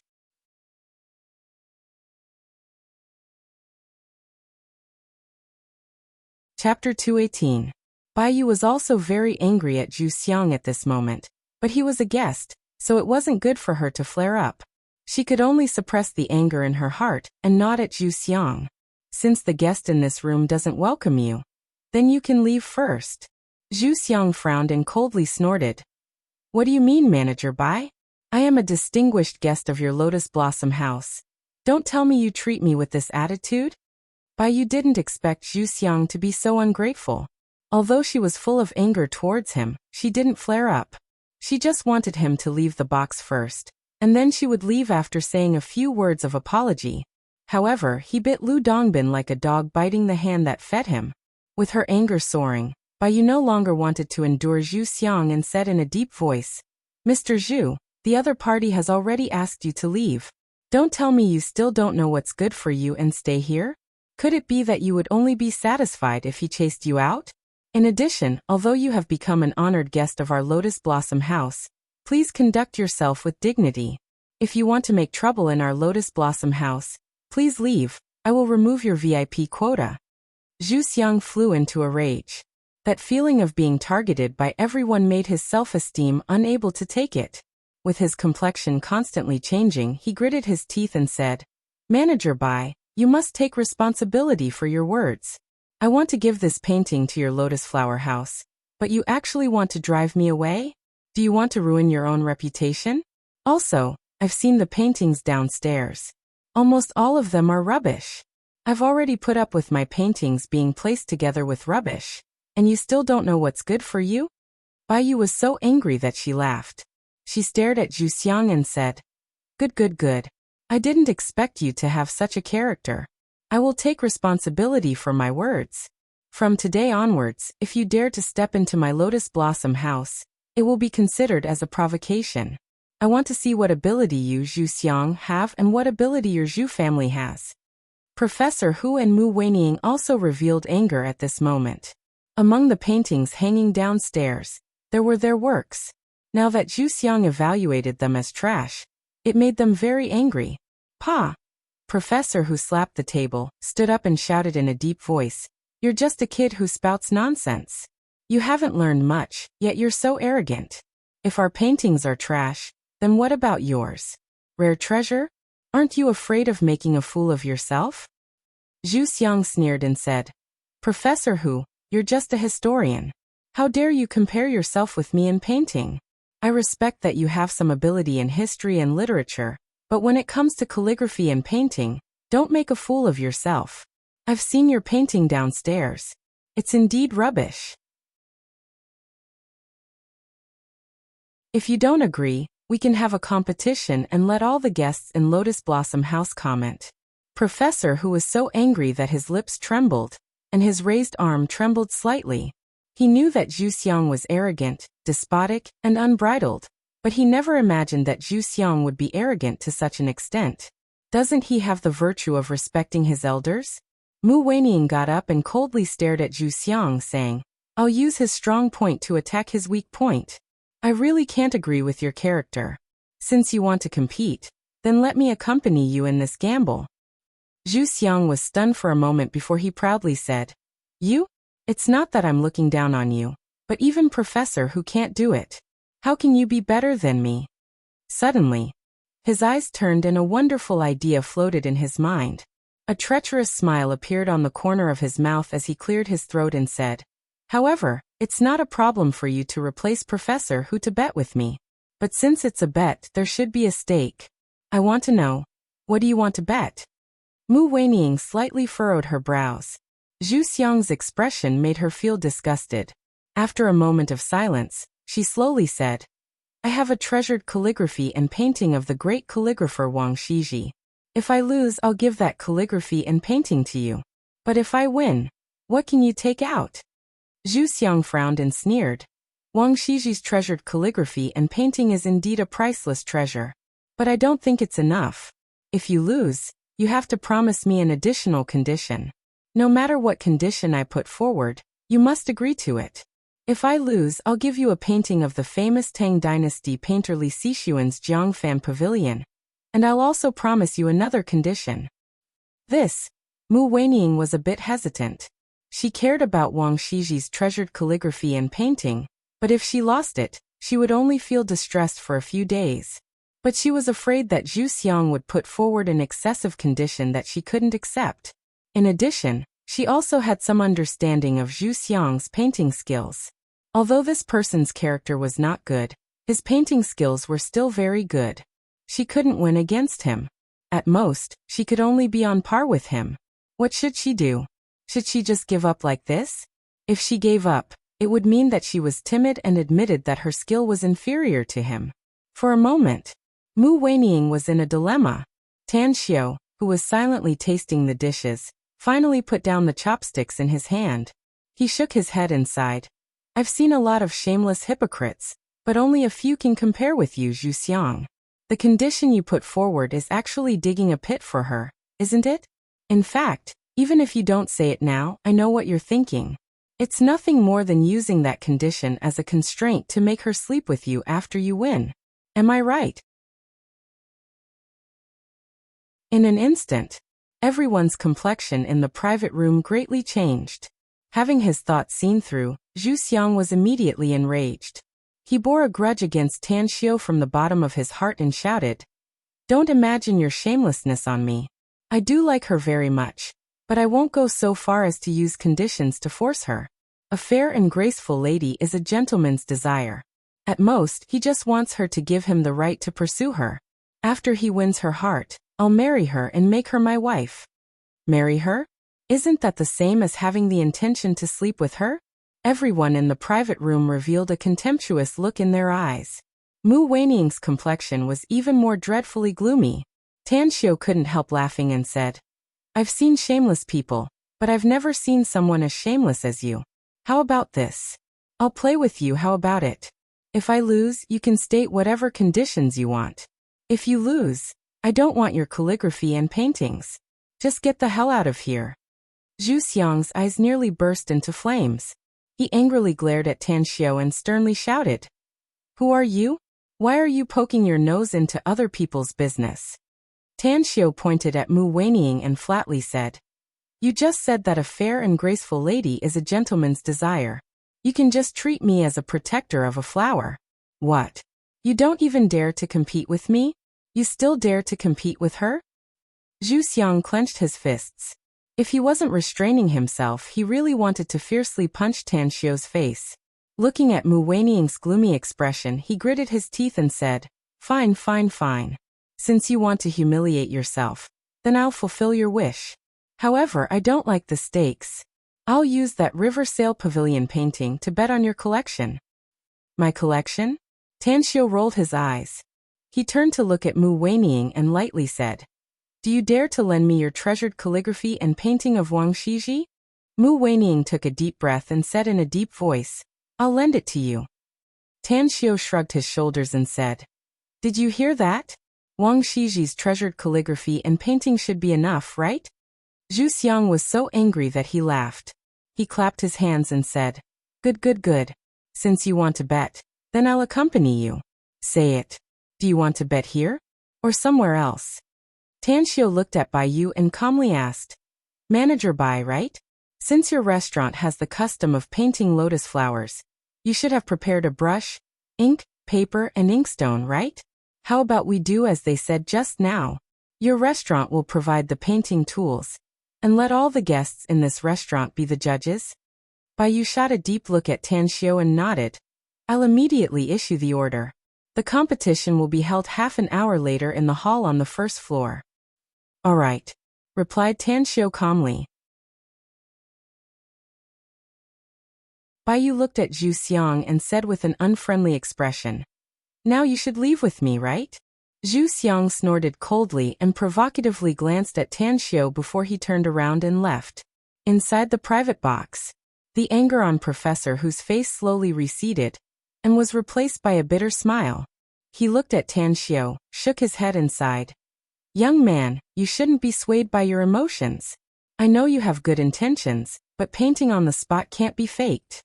Wang Shiji's treasured calligraphy and painting, even if it's not priceless, is still extremely precious. It's something that all the painters in the world of calligraphy and painting yearn for. At this moment, Li Bai's contempt for Tan Xiu was even more intense. He thought that Tan Xiu was jealous of Zhu Xiang because of Mu Weiniang. He even thought that Tan Xiu was very stupid. He clearly knew that Zhu Xiang's painting skills were excellent, yet he still wanted to send his face to be slapped. The most annoying thing was that he also had to lose Mu Weiniang's treasured calligraphy and painting collection. Mu Weiniang was also a bit angry and bitter. Although Tan Xiu was helping her, she had to lose her calligraphy and painting, which made her feel a bit distressed. It must be noted that the calligraphy and painting was given to her by her grandfather. It took her a lot of effort to find it and buy it with a lot of money. Tan Xiu, do you really know how to paint? Mu Weiniang hesitated for a moment and couldn't help but ask. A little bit, Tan Xiu said lightly. A little bit? Mu Weiniang was even more disappointed. Professor Hu's eyes moved away from Tan Xiu and said with a forced smile, It would be good if Yang Qing was here. He's hailed as the most outstanding genius of the new generation in the world of calligraphy and painting. His painting skills are extremely high, and there are only a few masters of the older generation who are better than him. Upon hearing it, Li Bai nodded and said, I've also heard of Yang Qing's name. He's indeed a very powerful young painter. He started to learn painting at the age of 5 and was able to paint good works at the age of 10. From 16 to 26 years old, he won hundreds of awards in 10 years. That's right. Professor Hu nodded. If it weren't for a painting that suddenly appeared, I originally thought that his 100 birds looking up to the phoenix would win the first place in the next Asian calligraphy and painting competition. A painting that suddenly appeared. Lu Bai was surprised. What painting? Professor Hu sighed. To be exact, it's an architectural design. It's a large-scale and magnificent design that was personally drawn by someone. You're tuning in to the Li Mei's Wuxia Whispers YouTube channel.